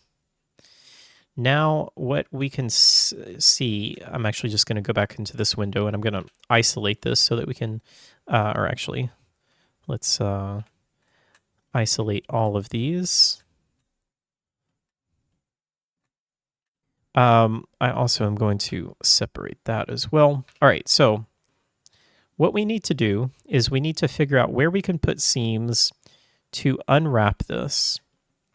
Now, the reason that I separated these is because these are going to kind of be represented where my seams are. So I'm going to imagine that I cut through this part right here. I can leave this part alone. And then what I can do is I'll just bring my cursor to here, and for this object, I will set origin to cursor. And now, since we cut here on these edges, then I can unwrap this like that. Okay? So now we have this here. And then we can do the same thing as this one over here, or for this one over here. So I'm going to set my origin to there, and then I can unwrap it like this. Okay? This, we don't need seams here because we just cut it here, here, and here, and we just unwrapped it like that. Then over here, we really only need one more cut, right? So we could put a cut here. Let's imagine that we cut there, or put a seam there. And what I'll do here is I will set an origin point here. So what we could imagine is that we unwrap this. Is that not working? Oh, okay. This is why, because I needed to. This is completely irregardless of UV unwrapping, so just kind of disregard that. Anyway, we can now unwrap that piece there, and then we could come down here, and I could set my origin to here, 3D cursor, and then we could unwrap. So actually, these pieces will be together. So we could unwrap it like that. Okay. And then lastly, we would have this piece. So set my origin there. Let's see. And then we would finally unwrap this piece like that. Okay. So I try to take that really slow, and some of you may get this like right away and you'd be like, well, duh, that's obvious. But for me, it just really took me a long time to understand what was going on. Now, this is a very, very, very basic, I mean, this is about the most basic shape that we can get, which is a cube. And so this is now what our UV would look like if we unwrapped that cube. Okay, so let's go back out here, and I'm just going to move this back for right now. And for the purpose here, I'm just going to create another cube, and we're going to show the UV editing. Okay. So you can see that right now, this looks exactly like what we had there. This is a little confusing because this is not actually unwrapped. Or maybe it is, I don't actually know. Maybe the default cube is just unwrapped. But if we try to unwrap this by going to U and then unwrap, and then we choose angle based, then it gives me an error here. It says failed to solve one-of-one islands because we don't have any seams. So what we need to do is add seams. And if we remember what we did back here, we know exactly where we want to add seams. So we basically want to add seams all on these edges. Okay, so we're going to right click, mark seam, and I need one right there as well. All right, so now I can A to select all, unwrap, and then we actually get the same thing that we have here. It's just flipped around. Okay. All right, so that is essentially what UV unwrapping is. It's taking our 3D object, cutting it in spaces or on lines or edges, and then unwrapping it to represent to make a representation of it in 2D. All right, I hope that makes sense. Now, again, you may be saying like, oh, that's super easy. I don't understand why anyone has any trouble with that. Well, again, the cube is the easiest thing to unwrap. So let's look at something like this. I'm going to isolate this just so that we can see this. And let's go back to the unwrap here, or the UV editing.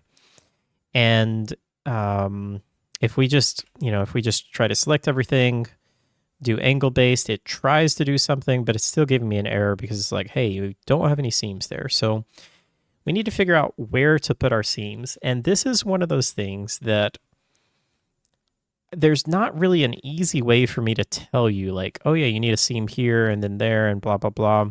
You kind of just have to do this and just kind of practice and learn kind of by trial and error where it makes sense to place seams. So I just know from experience that I'm going to need seams there. So I'm going to go ahead and mark seams there. And then if I look down here, we're going to want a seam around the edge here. Let's see, let me undo that. I just want one there and there, mark seam. Now you can kind of do this as you go. So I can go ahead and unwrap this and kind of see what this is looking like. So you can see, obviously this doesn't look right, or this may not be obvious to you. I mean, when I first started, I was like, I don't really know what's wrong with that. I mean, I think it looks wrong, but I don't really know why it looks wrong. So there's a couple of things that I can try to kind of help you with to explain why this is wrong. So first of all, one of the things I like to do is I like to turn the sync on up here. This will now let me click on a face and it will show me what I'm clicking on here as well. So if I click on a face here, it shows me that here. If I click on a face here, it shows me that. If I click on it here, it's there, okay?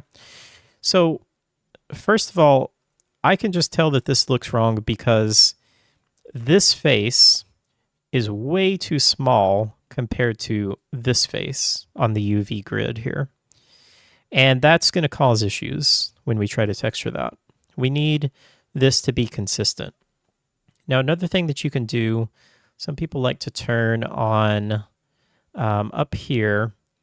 If you go to this UV stretch, this is kind of a good way to get a visual representation of what is not right. But see, it also doesn't really show you sometimes because like this is blue, but this face is not right. And again, the reason that I know it's not right is because I know that that face is the same size as that face, and on the UV grid, those should be the same size unless I manually resize them, okay? And then obviously all of this, there's this light blue is showing that it's very stretched, and we don't want that. So let's start fixing this. So the first thing that I want to do, I want to select this top here, and we're going to add a seam. All right, now, again, I can go ahead and kind of do this as we go. Now you can see that that has already fixed this. So now I can see this. Okay, that looks much closer. Now it's not the exact size because we have this little bit of a lip here, or this little bit of a bevel, and this one doesn't have that, but this looks much more accurate to how it should look, okay? The other thing that I will mention is you can also, where is it? You can click on Live Unwrap. Some people like to use that. Then as we go through and whenever I put a seam, it will automatically unwrap things. That can be kind of useful. But it can also kind of get you a little confused if you're not really comfortable with UV unwrapping. Again, a lot of this just comes from practice and just trial and error and just putting seams in places and being like, oh, okay, that doesn't look right. Oh, that works right, and so on. This is just kind of one of those things that you have to practice. There's not really a great way that I can, tell you, okay, this is going to work for every model because every model is different, right? So, yeah, I wish that I could give you guys more advice on this. It's just one of those things that you have to just kind of learn as you go. I can tell you some things like when you have an object like this, it has kind of this indentation, you could probably get away. So let's look at and see kind of what we're being represented here. I'm going to turn this off just so it's a little bit easier to see. So this is not terrible looking, but we are still going to get some stretching in here. And you'll also see that this is not perfectly straight.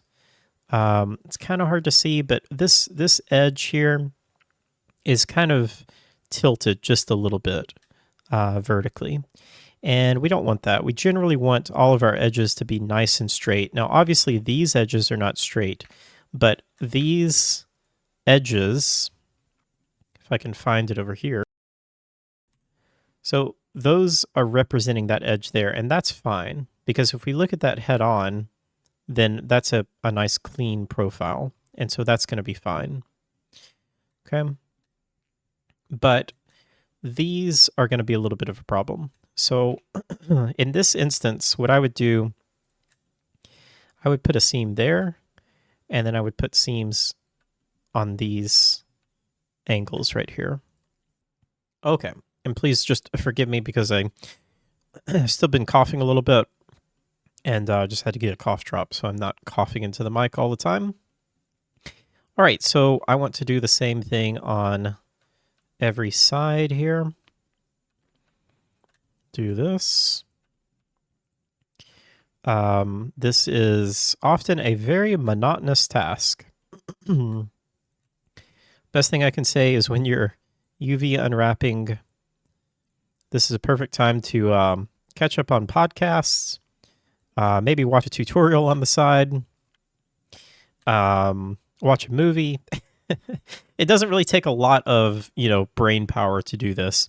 Maybe a little bit when you're getting into it, but once you get the hang of it, it's just kind of one of those things that will come a little bit more natural, and it unfortunately just takes quite a bit of time.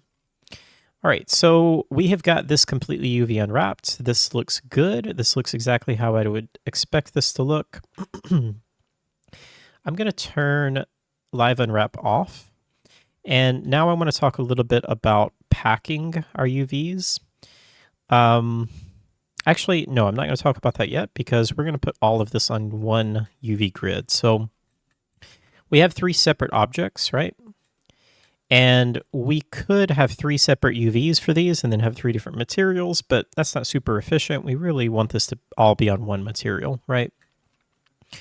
So let's continue unwrapping. Let's actually do this one because this one is just literally a cube. So this one will be very simple. So I am just going to do something like this. Okay, mark seam. Now, this is a little bit different than the way that I did our cube. This is, again, it's just one of those things that, like, you just learn things from experience, and I just know that I want my UV to look like this instead of looking more like this cross, and it's just going to help me be a little bit more efficient. You totally don't have to do that. It's just an optional thing. All right, so now let's tackle this guy. So this guy, actually, this is not going to be too bad. I don't think I'm going to worry about separating these. What you really should do, so since we don't have any ends here, I can just put a single seam, and let me just make sure that we got everything scaled. That's another important thing. You need to make sure that your model is scaled. Apply scale before you UV unwrap, otherwise you can get some weird results. But if I just unwrap this, you'll see that this actually works pretty well. If we turn on the stretching, you'll see that we do have some stretching in here. And this could be fixed, which it would be quite time consuming because you'd have to go in, you'd have to separate all of these. You have to mark a seam on each one of these.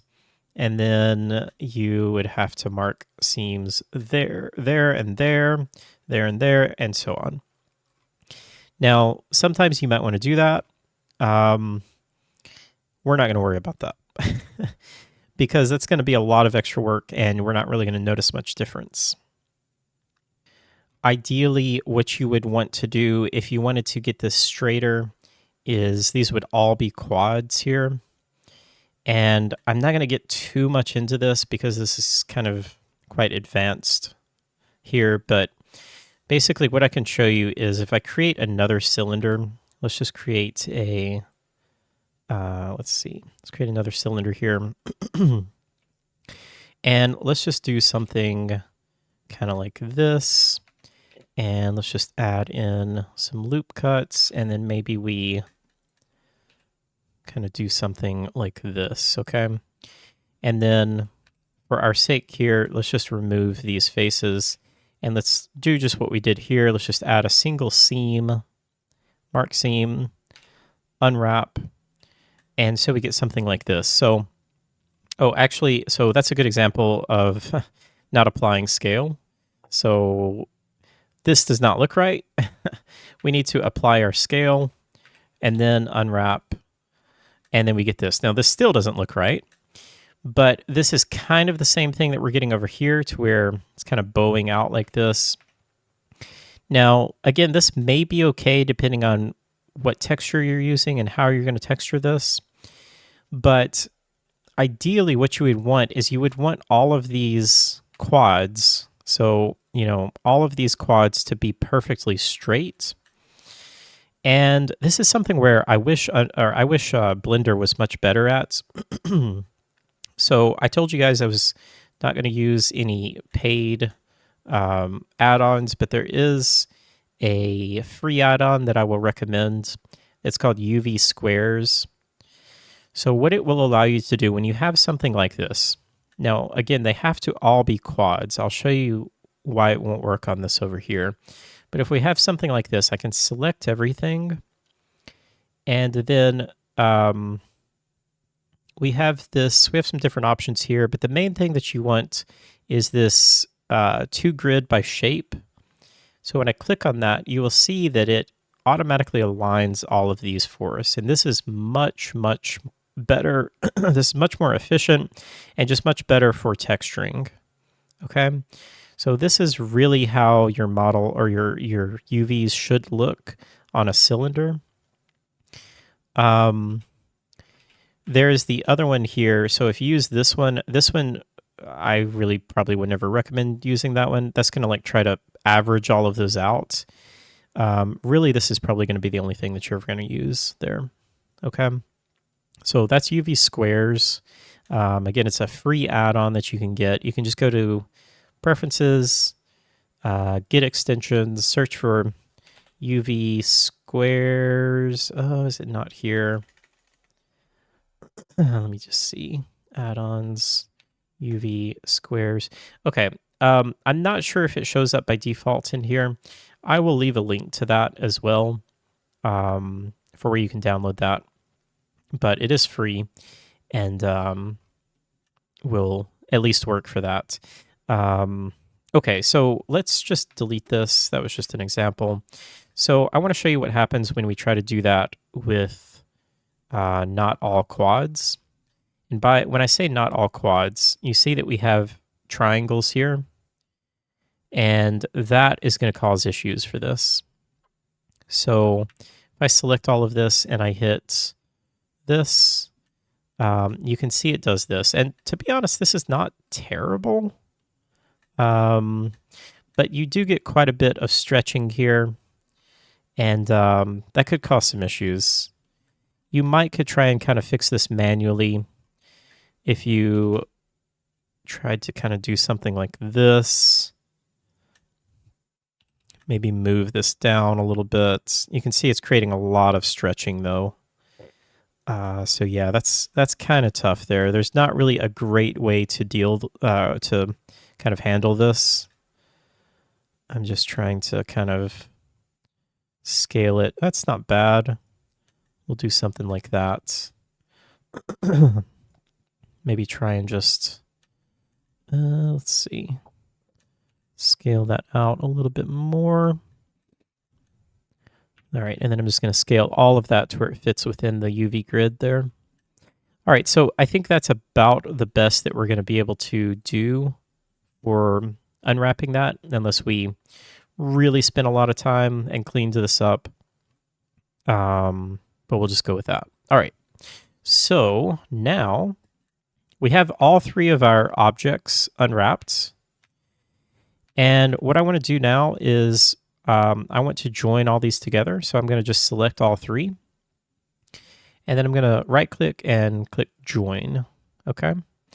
And then if your pivot point is not at the bottom center like that, again, you can fix that just by clicking on this bottom face. We can go cursor to selected and then set origin to 3D cursor like that. All right. So that's what we want. And then whenever I join things, I like to just right click on them, shade smooth, just to make sure that it is working as intended, and it is. All right. And now if we go into edit mode, and if we look at that, you can see that we kind of have a mess here. But this is okay. What we want to do is we want to unwrap all of this together now. And I actually kind of made a little bit of a mistake because I should have waited to straighten these before we did that. But that's okay. What we can do is I can, if I go into face mode, if I hover over something, I can press L, and that will select the UV island, and then I can press G, and I can just move this out of the way.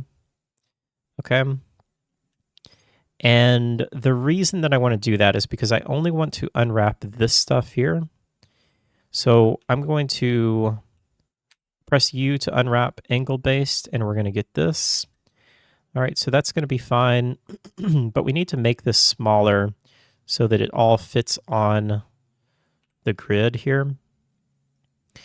And this is where, again, I don't love the way that Unreal Engine handles this. So we want to pack all of this in. And by default, Unreal Engine does not, or I keep saying Unreal Engine, Blender does not do a great job with this, but you want to go up here to UV and where is it? Pack Islands. So if I click on Pack Islands, it's going to give me a couple of options here. Really, this is fine. We can just leave it all default. We're going to click on that, let it do its thing, and it's going to arrange all of these as best as it can on the UV. So again, this is not bad. It's fine. It takes a little bit more time. What I use and what I recommend, but it is a little pricey, I use something called UV Pack Master. And it's especially kind of pricey just for the fact that it is just for packing. But I can just kind of show you what it'll do. So it will do quite a bit better job at being more efficient with this. So we can click on Pack. And you can see it'll run through. And, well, to be honest, this isn't really that much more efficient. I could probably make this a little bit smaller and then pack this. And there you go. We're getting quite a bit better pack there. So basically all this is doing is just, being a little bit more efficient on how all of these islands are packed in here. And the larger these are, that means that the higher resolution you're going to be able to get as far as your texture. Because, again, this is just one texture that you have on here. So, if you have a 2K texture, your part right here, that may only be, like what, 128 by 128 or something like that. So obviously you want to be as efficient as you can when you're packing this stuff in. But again, you don't have to use that. It's just one of those things that you can maybe add to your wish list. If it goes on sale, maybe pick it up. But you can always use the default pack engine. Okay, so we are done now. We've got this packed.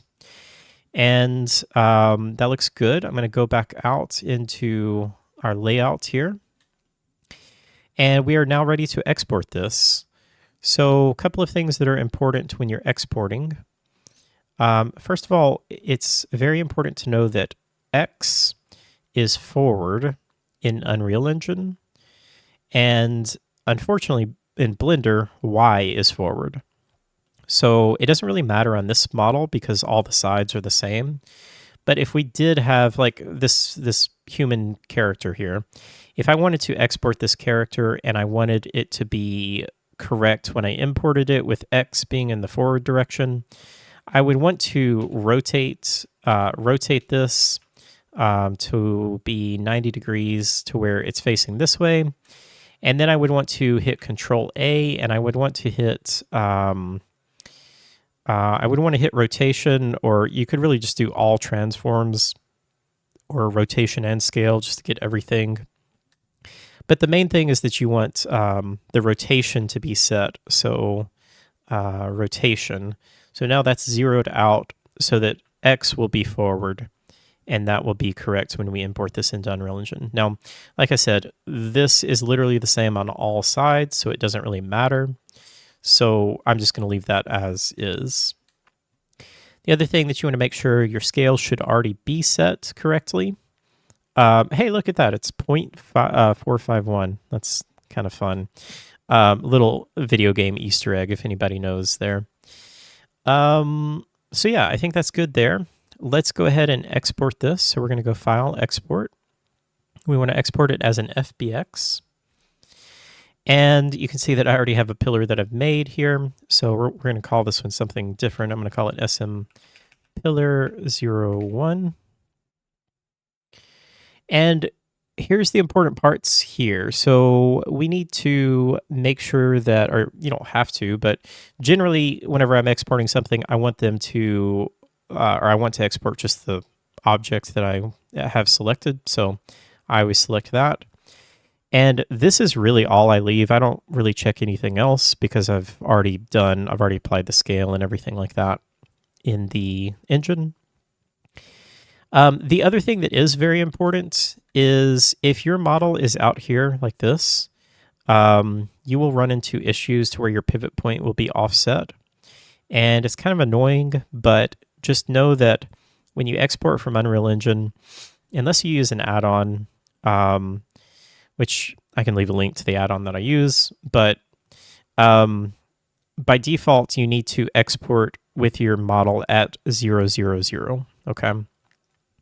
So export FBX, we're going to call it SM Pillar 01, selected objects only, that's all we need, exports, and let's also go ahead and save. All right, so now if I go and find where I exported that to, then we've got SM Pillar 01. Let's go ahead and import that into Unreal Engine now. So I've just got a meshes folder here, and we're just going to drag that in. All right, now, if you have used Unreal Engine in the past, this is going to look different to you. This is Unreal Engine 5.5. And they have changed the importer that they use, and I don't really like this importer. It causes some issues, and we might run into them here. I'll show them if they pop up. But essentially, you have a bunch of options. You can pretty much leave everything default. The only thing that I'm going to change is, well, I may have already changed this, but I believe by default it will select materials. Yeah, you can see that normally will import materials. I just don't want that to happen because there aren't any materials on there. And then I don't know if there's a thing for textures as well. Yeah, import textures. I don't want to import textures. Don't have any textures to import. So those are the only things I'm going to change. I'm going to leave everything else default and hit imports.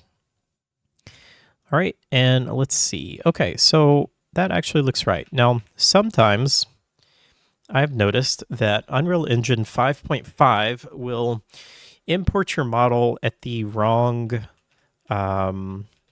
scale. And actually, I do see some issues here. You can see we've got some shading issues. So I don't know what is going on with this new importer. I haven't looked enough to see, let me try and do this again and see if there's some kind of options for shading. Let's just see if there's anything under shading. Let's see.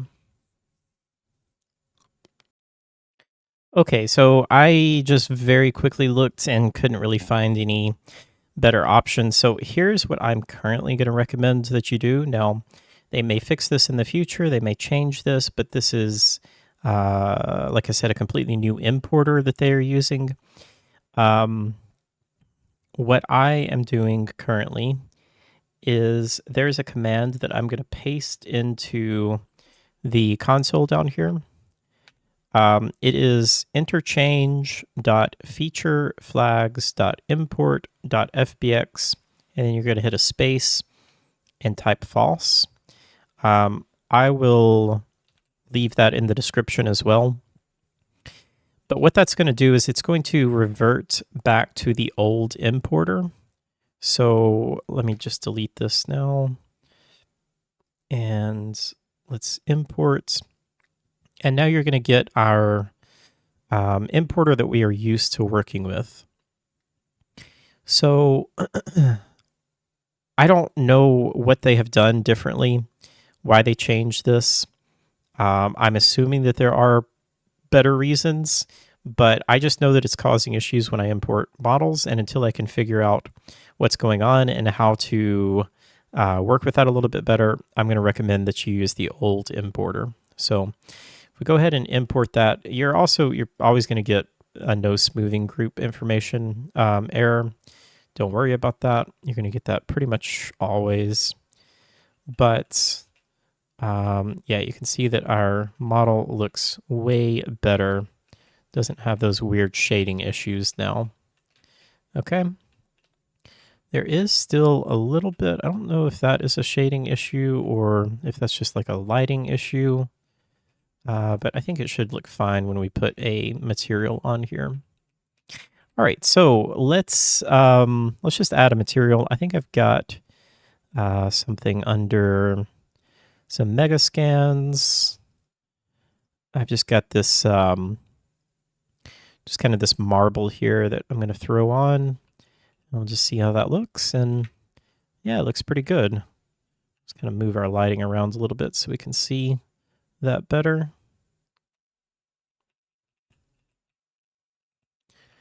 Yeah, we don't have any shading issues there. That looks fine. Okay, so I think that all looks pretty good. So yeah, I am going to go ahead and wrap it up there for a part 1. Now, there's a lot more to go over. I want to go over specifically how to create a couple of more models, and those will go much faster because we've already run through the basics. And then I also want to show you guys how to edit existing models that you have. Maybe you've gotten from an asset pack, or maybe someone has made them for you, or maybe you found them on Fab or something like that. Something like, let's see, if you got something like this. Which, by the way, this is an asset from my survival horror inventory prop assets that you can check out if you want to support me. But if you got something like this, and let's say that you wanted to separate the mesh here, maybe you wanted to like separate this part and maybe separate the key here or the pin so that you could animate that to pull out and, then show this actually move. I will show you guys how to export this and open this in Blender and edit these meshes and then re-import it and kind of get everything set up. I know that that's something that, again, I was always trying to figure out how to do and could never really figure out good ways to do it. So I'll show you guys kind of the process and the workflow for that. And if you guys like this type of content, if you guys like the Blender stuff, let me know. I can do a lot more. It is a lot to it, obviously. But I think it is really important for us to know at least the basics on how to, edit some things, know a little bit how UVs work, how we can change those. and fix issues with UVs and that kind of stuff, and then do what we're going to do in future tutorials where we show how to actually edit these meshes afterwards, after the fact, and then re-import them and set them up for being used in the game. So yeah, I hope this was useful. I know it was long. If you stuck around for this long, thank you guys so much. I really appreciate your support, and I look forward to seeing you guys on the next tutorial. All right, take care, guys.